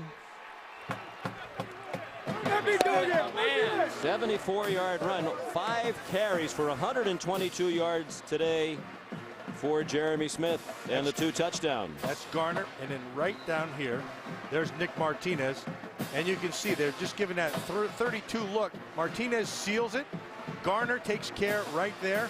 And then here we go again. Here comes Moses going through the Red Sea. There's no one in the middle of the field. They took a chance on it. It didn't work. The longest run of Smith's career, his previous long was 69 yards last season. Previous long run this year was 38. Longest play from scrimmage this year for Oklahoma State, and they have a lot of long plays. And you know, Sean, remember we talked to Manny Diaz. He said they were going to have to go light in the box with numbers, and they did right there. And they went with the 3 down, the 2 backers standing there, and the numbers caught them. When you don't have that many people around the line, the question would be where are the rest in the secondary? Well, and that might stop that. That's 10 personnel. That's 1 back, no tight ends, 4 wide receivers. You spread the field. You take a chance on the inside with Manny Diaz, and this time they got it. 2 plays, 86 yards. It took 29 seconds.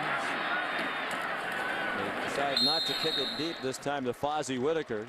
Ryan Robertson came up with it for Texas.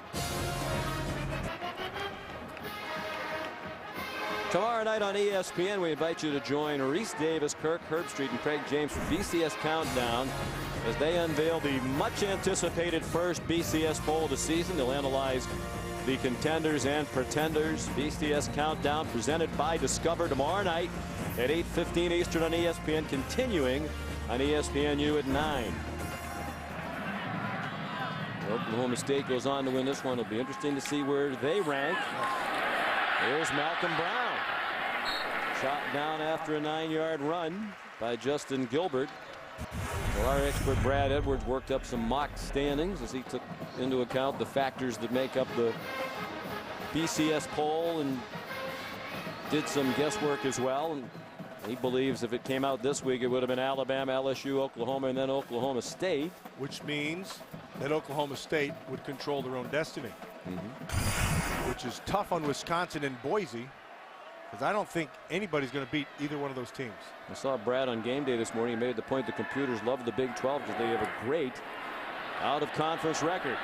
Deep pass, single coverage, caught out of bounds by Jackson Shipley. Incomplete pass.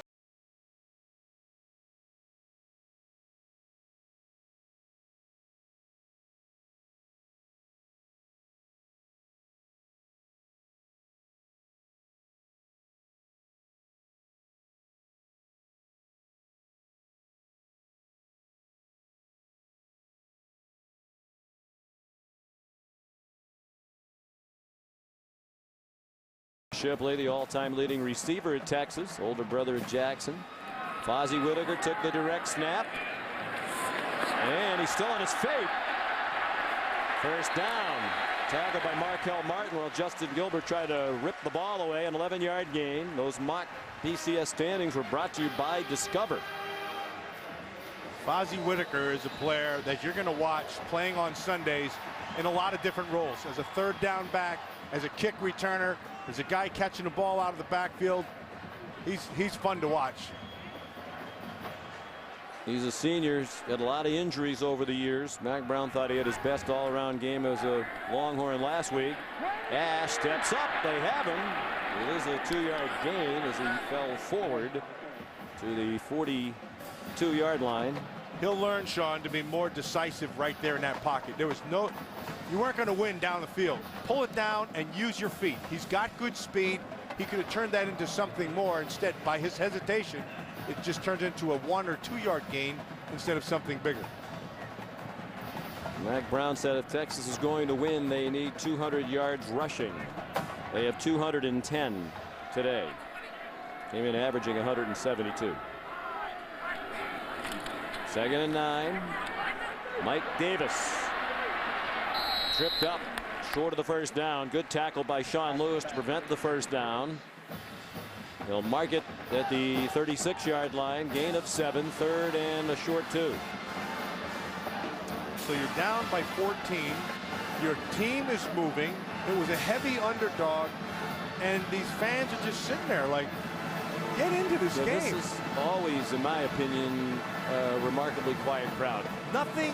I'll tell you, as a player, you feed off of your crowd. That is no juice here today. Nothing here today. Playing the number 6 team in the country. Ash kept it and did not get the first down. Alex Elkins made the tackle at the 35. They have to go for it, you would think. I would think so, and I would like to see Cody Johnson in the football game start being, and here he comes. You follow Cody Johnson, he's going to take you to a first down. He was a tailback last year, part of a rotation, wound up being their leading rusher. The arrival of Brown, they've moved the 252-pounder to fullback. They're 0 for 1 on 4th down today. 5 out of 10 for the year. Ash, the keeper. Looks like he got it. The official on the near side, the line judge. That's going to be close. Yeah, it looked like he was giving them a better spot than the head linesman. It is the first down. I like Mike DeFee as an official. He's decisive, gets right to the call, keeps the thing going. He's in control. The whole key to officials is don't lose control of the game. DeFee's not done that at all. If you don't like it, he'll snap your arm in an arm wrestling match.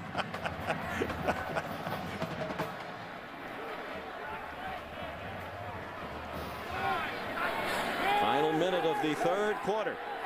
Ash deep down the sideline over the head of Whitaker. He had him too. He had him. Whitaker was running that sail route just down the right, wheel route rather, down the right sideline. He needed to see it sooner and drop it in because he could have been in front of the safety and on top of his coverage.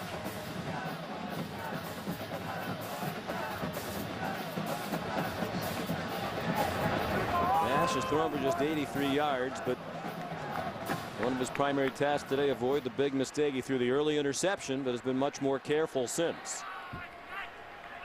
High formation on 2nd and 10, and the delay to Malcolm Brown.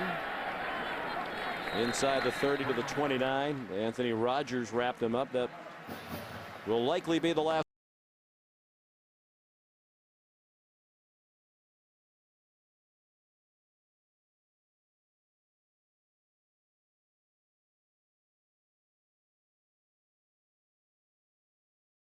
.14 in the 3rd quarter. Each team returned a kickoff for a touchdown to begin the 3rd quarter. All in the first 24 seconds of this half. Justin Gilbert 100 for Oklahoma State. Fozzie Whitaker 100 on the return for Texas.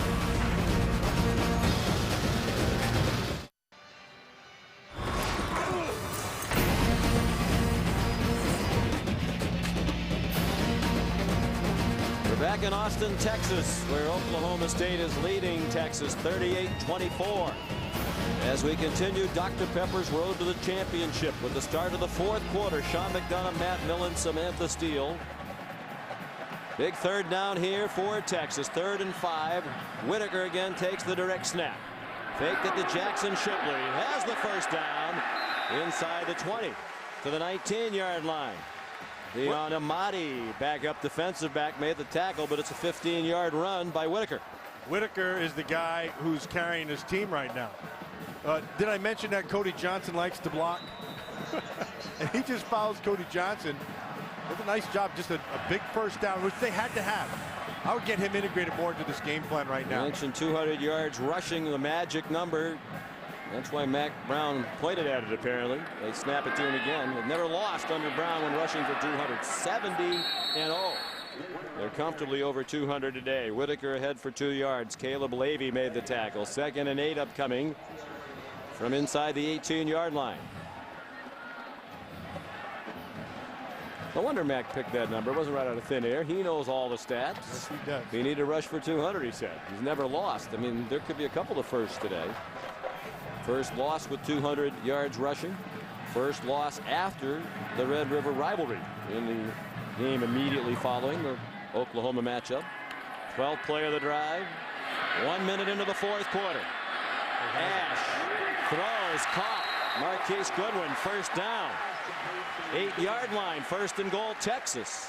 Trying to get back within a touchdown. That was brought to you completely by the feet of David Ash. Good coverage down the field. He feels the pressure. Now watch, eyes go back up. And when he does that, Goodwin slips from his coverage and is able to get the first.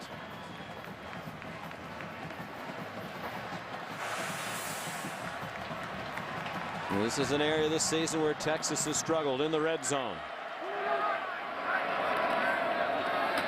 Hand off, Malcolm Brown driving his legs down to the 4-yard line. 2nd and goal. Boy, I like that Cody Johnson. He is physical inside. You don't see a lot of fullback. They're kind of phasing fullbacks out on all levels of football. But which is a shame. It is, because that guy, right, that's a good football player. He's tough, sticks his face in when he has to, finishes blocks. Good 250-pounder. Look at his helmet. That's what a fullback's helmet's supposed to look like. When they get a little closer to the goal line without scoring, you'd probably see him back in there again. He has 34 career rushing touchdowns, many of them from close range. Direct snap, Malcolm Brown sidesteps some piles near the line, got only a yard. 3rd and goal. You'd have to think 4-down territory here. Yeah, that's what I would not. But you know what, Sean, what I don't understand, and I'm not the offensive coordinator, you're having success pounding the middle of that defense. Don't get cute. Line up. Bring Cody back in. Just pound in the middle where your offensive line has been opening holes. They have Johnson back in the game.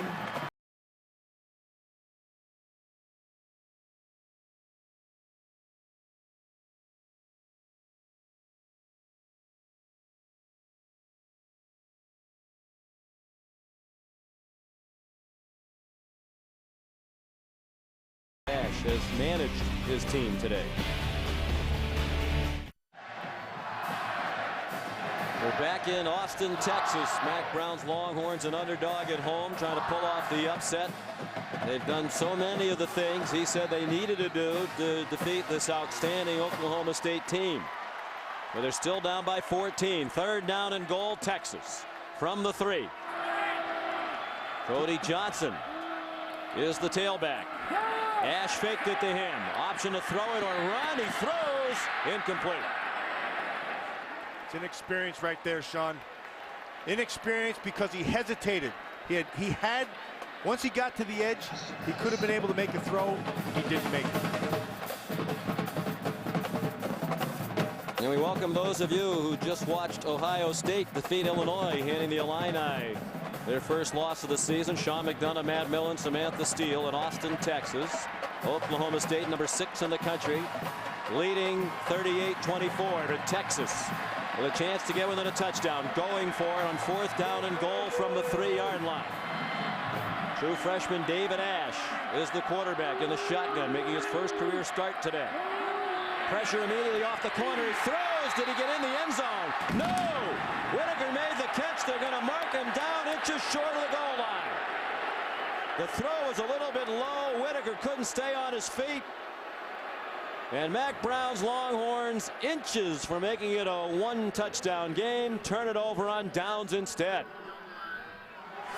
Sean. Whoa, they're going to take a look at this. Here's the problem. It was he needed to get the ball out quicker. Yeah, he did not get in. Knee down before that ball gets to the goal line.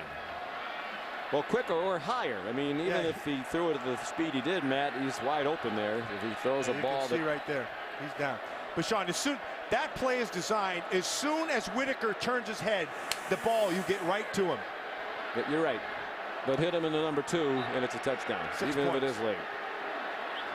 Crowd wants a review. They've been looking at the Jumbotron, and I don't know if they're looking at the same replay we're seeing, but Mack Brown being reassured they're looking at it. Looks like he wants to burn a timeout to give him more time. Now they snap it. Did they get out of the end zone? Joseph Randall, yes, he did. Whoa. Just barely.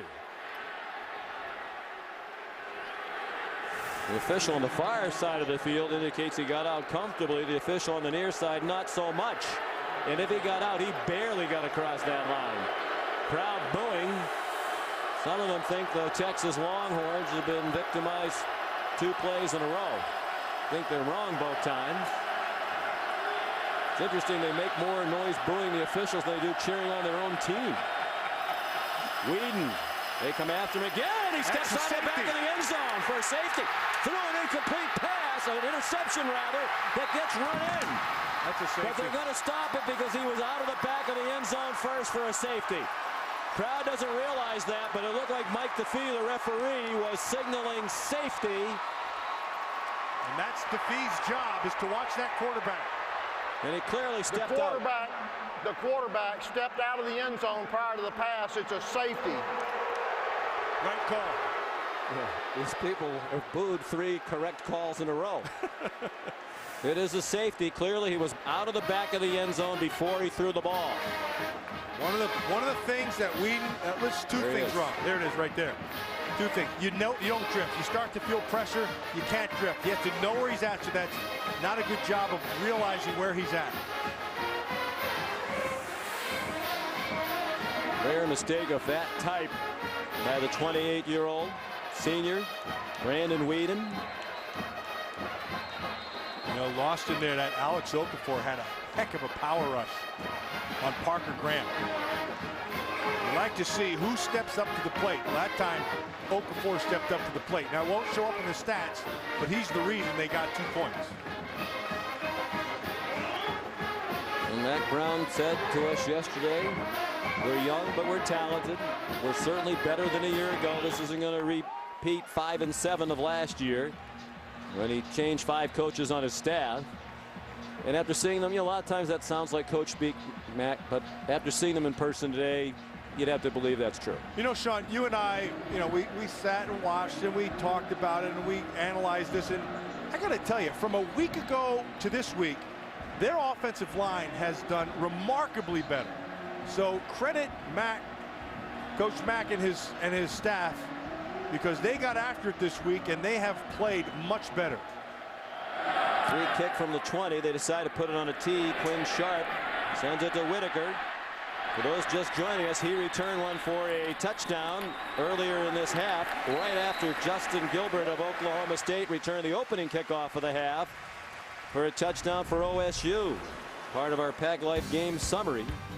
First time that had happened in FBS football since 2005. Ohio U and Ball State back-to-back kickoff returns for touchdown. Whedon held to 216 yards, well below his average. And Malcolm Brown, the freshman, with the biggest game of his career. 2 long touchdown runs for Jeremy Smith of Oklahoma State. I see Cody Johnson's in now. You give it to Malcolm Brown and let him follow him. Line of scrimmage, the 41. Still a 2-score game. Ash, the play action fake. He's in trouble. Gets away. Got away from James Castleman, then threw an incomplete pass. Here's Robert Flores. Or check that. We're going to audible and stay right here.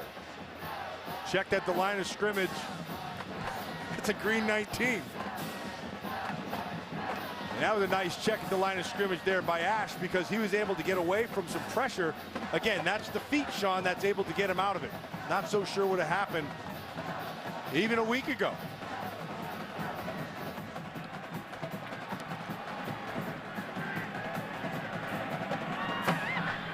Whitaker sent in motion. Takes the swing from Ash, and he's chopped down immediately by Broderick Brown. What a great play by Broderick Brown. That is one of my favorite players in college football. You're accumulating a lot of I have a lot of favorites, them. though. I have a lot of them. Rex Burkhead last week. Oh, boy, he played great, didn't he? Cody Johnson today. I like him, too. Broderick Brown. I like him. Broderick Brown's a tough guy. Not a real big guy. You know what they say they credit? He had to go, as a freshman, had to go against Des Bryant every single day, and he never backed down. Yeah, that'll make you better and make you tougher. Lost the 3, 3rd and 13. Just a 3-man rush, and still some pressure on Ash. And they take him down back at the 31-yard line. That is good coverage also, Sean. The coverage is what gives you the sack. Look down the field, there's nowhere to go. Now he has to take off and try to run, and that's when they run him down. Look to the top side, Whitaker covered. On the outside, nowhere to go with Davis. He came to the near side, and there was good coverage by Gilbert, and that forced the sack. And the sack by Wilson Yeoman, who's a two-way player. He's also a tight end. They don't play a lot with a tight end. Fair catch made by Justin Blackman. They hit him, and here comes the flag. Yep. Jamison Berryhill with the mistake for Texas. 39-yard punt.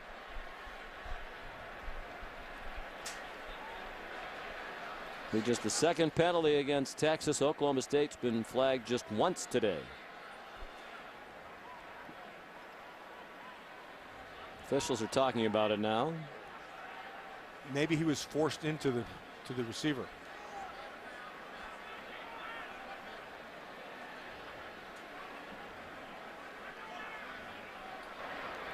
Kick catch interference, kicking team. 15 yards from the spot of the foul. It'll be 1st and 10. At the 45-yard line of Oklahoma State. 9:42 to go. Cowboys with the ball and a 12-point lead.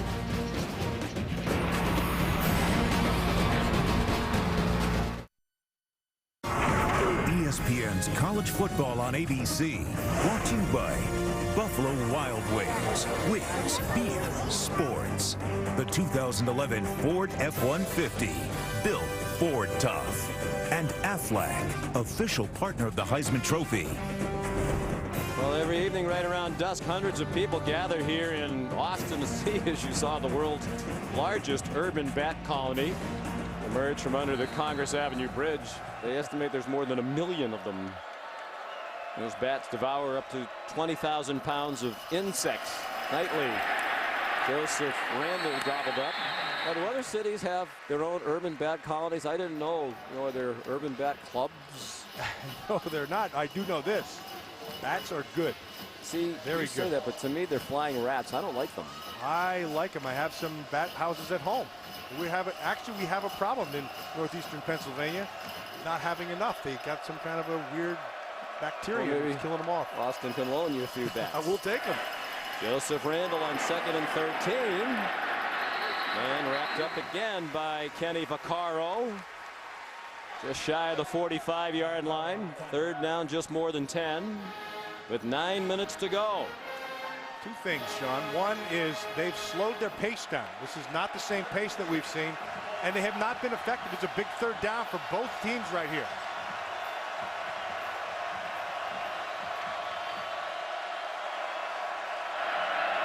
Brandon Whedon.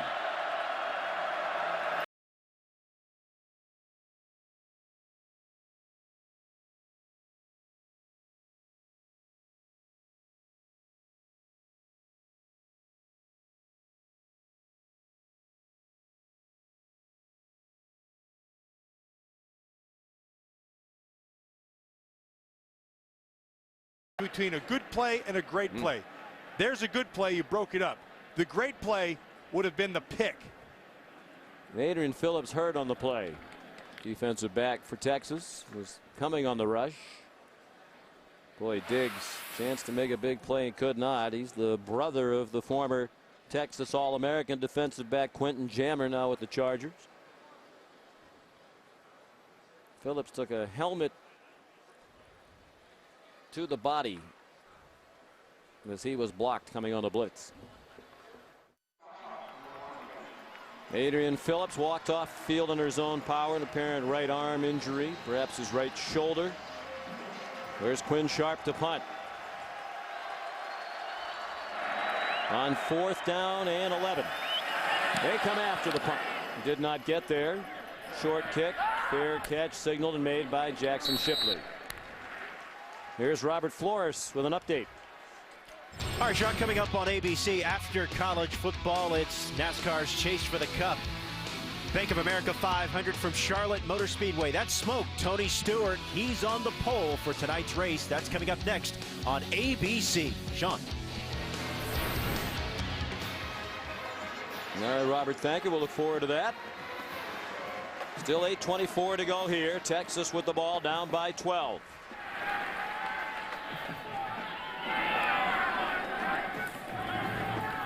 Hand off to Jackson Shipley. Out of bounds at the 21-yard line. Antoine Lowe chased him out. Well, Mac Brown says, like his brother, Jackson Shipley's going to be a special player. He said he might even be better. And when you think of what a great receiver Jordan Shipley was here, that's saying a lot. Well, he's great sense of the game and really good football intelligence. He knows how to play the game and sits down in zones and understands man coverage, knows what he is. He does well. And been able to throw it to him today. Ash throws short. Barrett Matthews. They don't use the tight ends and H-backs very much as receivers, but Matthews had the catch, his second of the year. 6-yard gain. It is a first down. So now, Sean, at the 8-minute mark, you're going to have a little more sense of urgency here. Still 2 scores. And almost midway through the 4th quarter now. 1st and 10. 5-man rush for Oklahoma State. And the pass incomplete. Matt Brown wants a flag. He's not going to get it against Justin Gilbert, who is covering Mike Davis. Mike Davis has been their go-to guy all day. That's a good no call right there. Gilbert has played pretty well defensively in addition to that 100-yard kickoff return.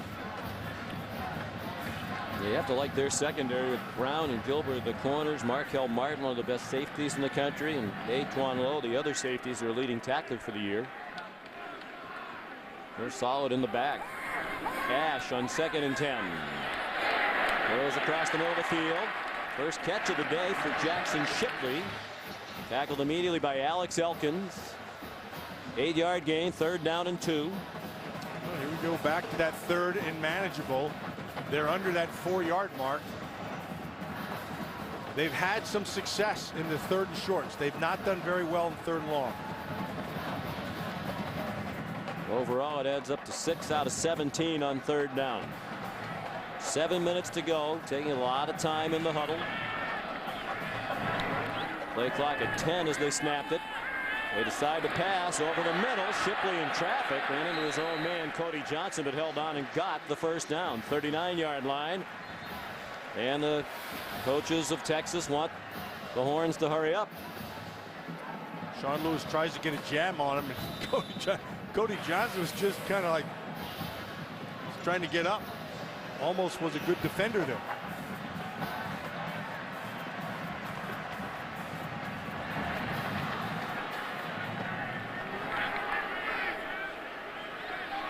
Six and a half minutes to go. Ash over the middle. They're going to the dink and dunk, and they are moving.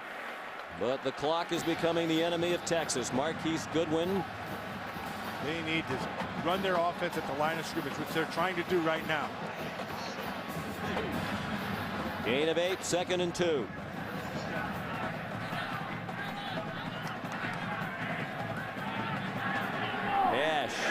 patient, finds Shipley down the far sideline. He's out of bounds at the 43, just inside the 43. He'll call it the 42. 9-yard gain. Well, Shipley in the passing game was in the witness protection program until this drive. 3 catches on this possession. If there's 7 plays to this point. Ash again taking what's there. They'll get inside the 40 on the catch by Davis. They have enough time to do this. Yeah, they do, and they're doing a nice job at the line of scrimmage and getting to the line of scrimmage in time. Ash steers one. Wow. Boy, he really did throw a softball there to Darius White and got away with it. It's almost like he was afraid to let it go, and he didn't have a lot on it. Yeah, because Markel Martin read it the whole way. Markel Martin, one of the good safeties in the NCAA. First down to the 31-yard line. Gain of 7.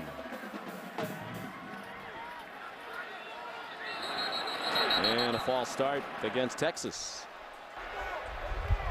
False start. Offense, number 72.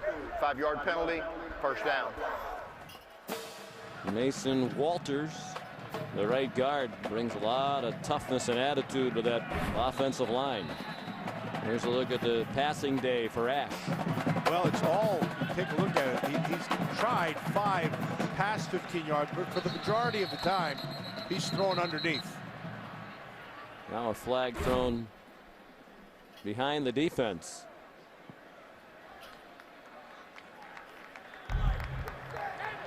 Illegal substitution violation defense. 12 men. 5-yard penalty. Still first down. Well, if you're not cheating, you're not trying. See if you can get away with 12. Bill Young not happy about it, so that just gives them back the 5 on the illegal procedure. What a good football coach Bill Young is.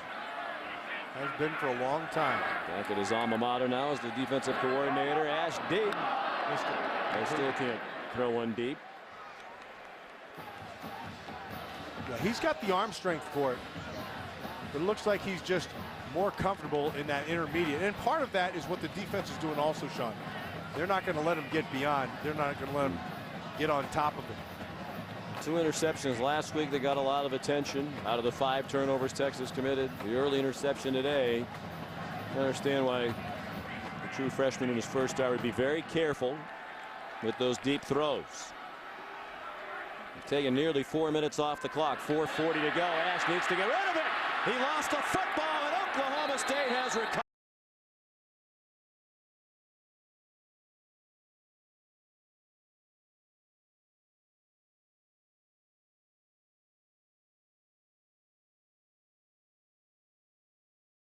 And you're going to see him. Nobody touches him. Right around the edge. You have usually you go big on big outside, which they did, but they forgot to take Daquan Lowe, and a nice job of Lowe stripping the ball also. It looked like Ash knew he was coming. He took a peek over his shoulder, and once he knew that Lowe was that close, he had to get rid of the ball. 4th sack of the day for Oklahoma State, and the second takeaway by a defense that has specialized in it this year. Huge play in the game. Now they're trying to seal it, and Randall with a tough run. Blake Gideon finally got him on the field turf, but it's 11 yards on the run for Joseph Randall and a first down at the Texas 46. 58 yards rushing for Randall. Sometimes, and it's rare, you do all the things that you said you needed to do to win the game, and you still don't do it. I remember watching a game of Monday Night Football a few years back with Indianapolis Colts in Miami. Miami did everything, much like this game. Ran the football, controlled the clock. It wasn't enough.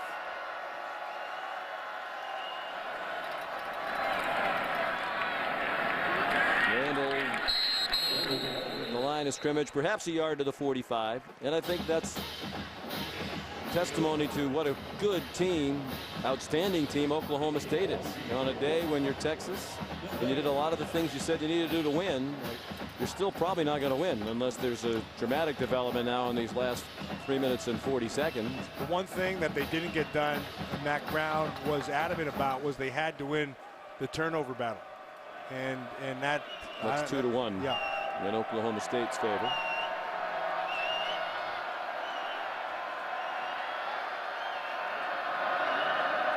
And Whedon wisely milking the play clock. Jeremy Smith turns the corner and stays in bounds and has a first down. Boy, his yards per carry today has been impressive.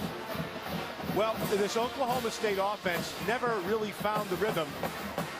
In the first half, they talked about it at halftime. They still never really found it, but they came up with the plays, Sean, particularly defensively, when they had to. A timely turnover, a big sack, and then they put enough points on the board. Todd Monken, their offensive coordinator, they're going to go back and look at this one. It certainly wasn't what it was a week ago against Kansas. They're playing a much better team. It is a much better team. And they're playing on the road. There's Randall. That last carry by Smith, good for 18 yards, means today he has 6 rushes for 140. 23.3 per rush. He's manned up. Move over Tim Allen. ABC Tuesday's about to get a lot manlier. And even funnier with the premiere of Man Up, the new comedy that proves men will be boys. It's ABC's Man Up, premiering this Tuesday at 8:30, 7:30 Central, right after The Last Man Standing on ABC. Well, defensively, led by Jamie Blatnick there, number 50. Shetty Jones, 99. They manned up. Came through with a big play when they had to. And trying to run out the clock. Joseph Randall powers down a yard short of the first down. It'll be 3rd and 1, under 2 minutes to go. Texas with 2 timeouts left.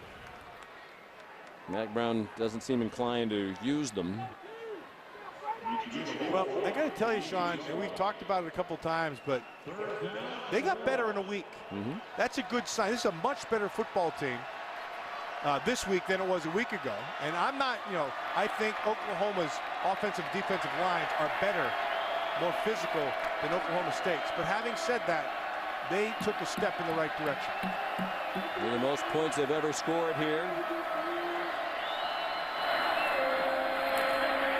Randall didn't get there on 3rd down and 1. Now will Mack Brown use the timeout?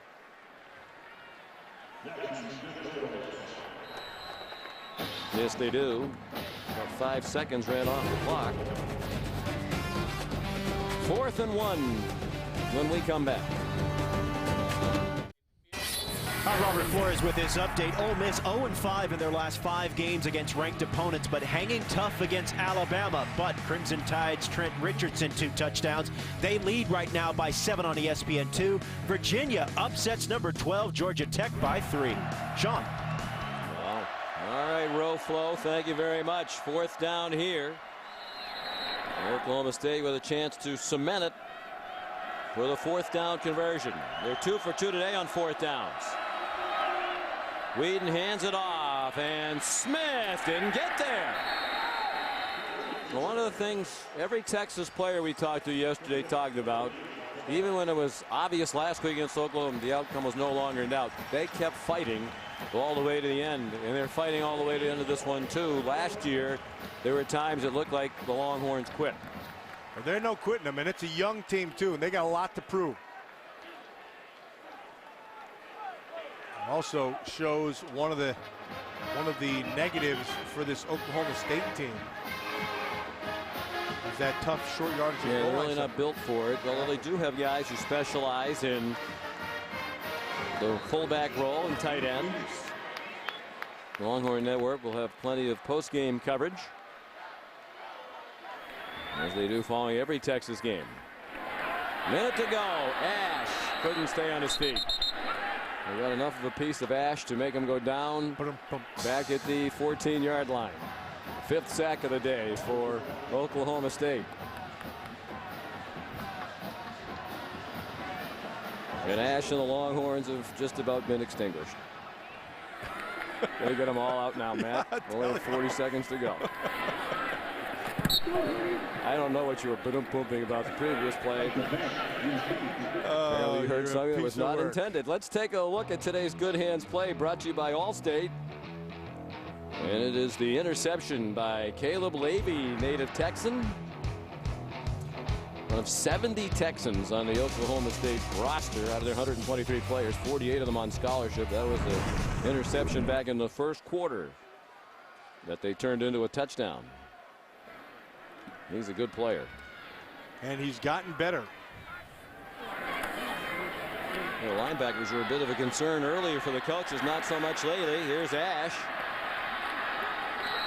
Tackled by Justin Gilbert. He got the first down to the 31-yard line with a 17-yard run.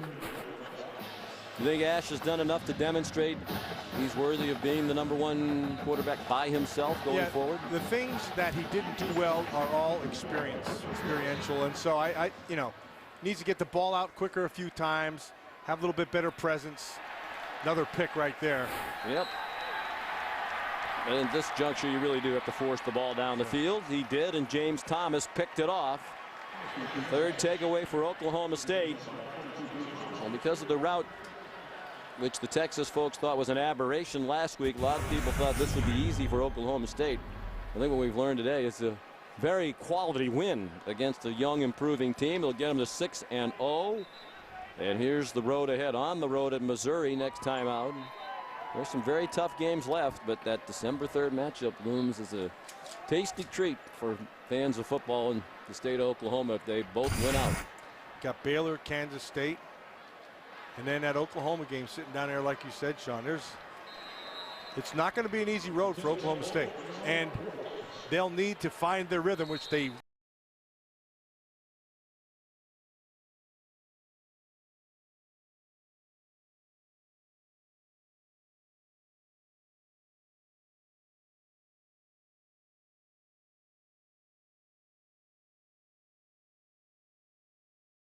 (38-26). Mack Brown loses for the first time ever with 200 yards rushing, and loses the week after the Red River rivalry for the first time. Coming up next on ABC, the Bank of America 500. For Matt and Samantha, Sean McDonough saying so long.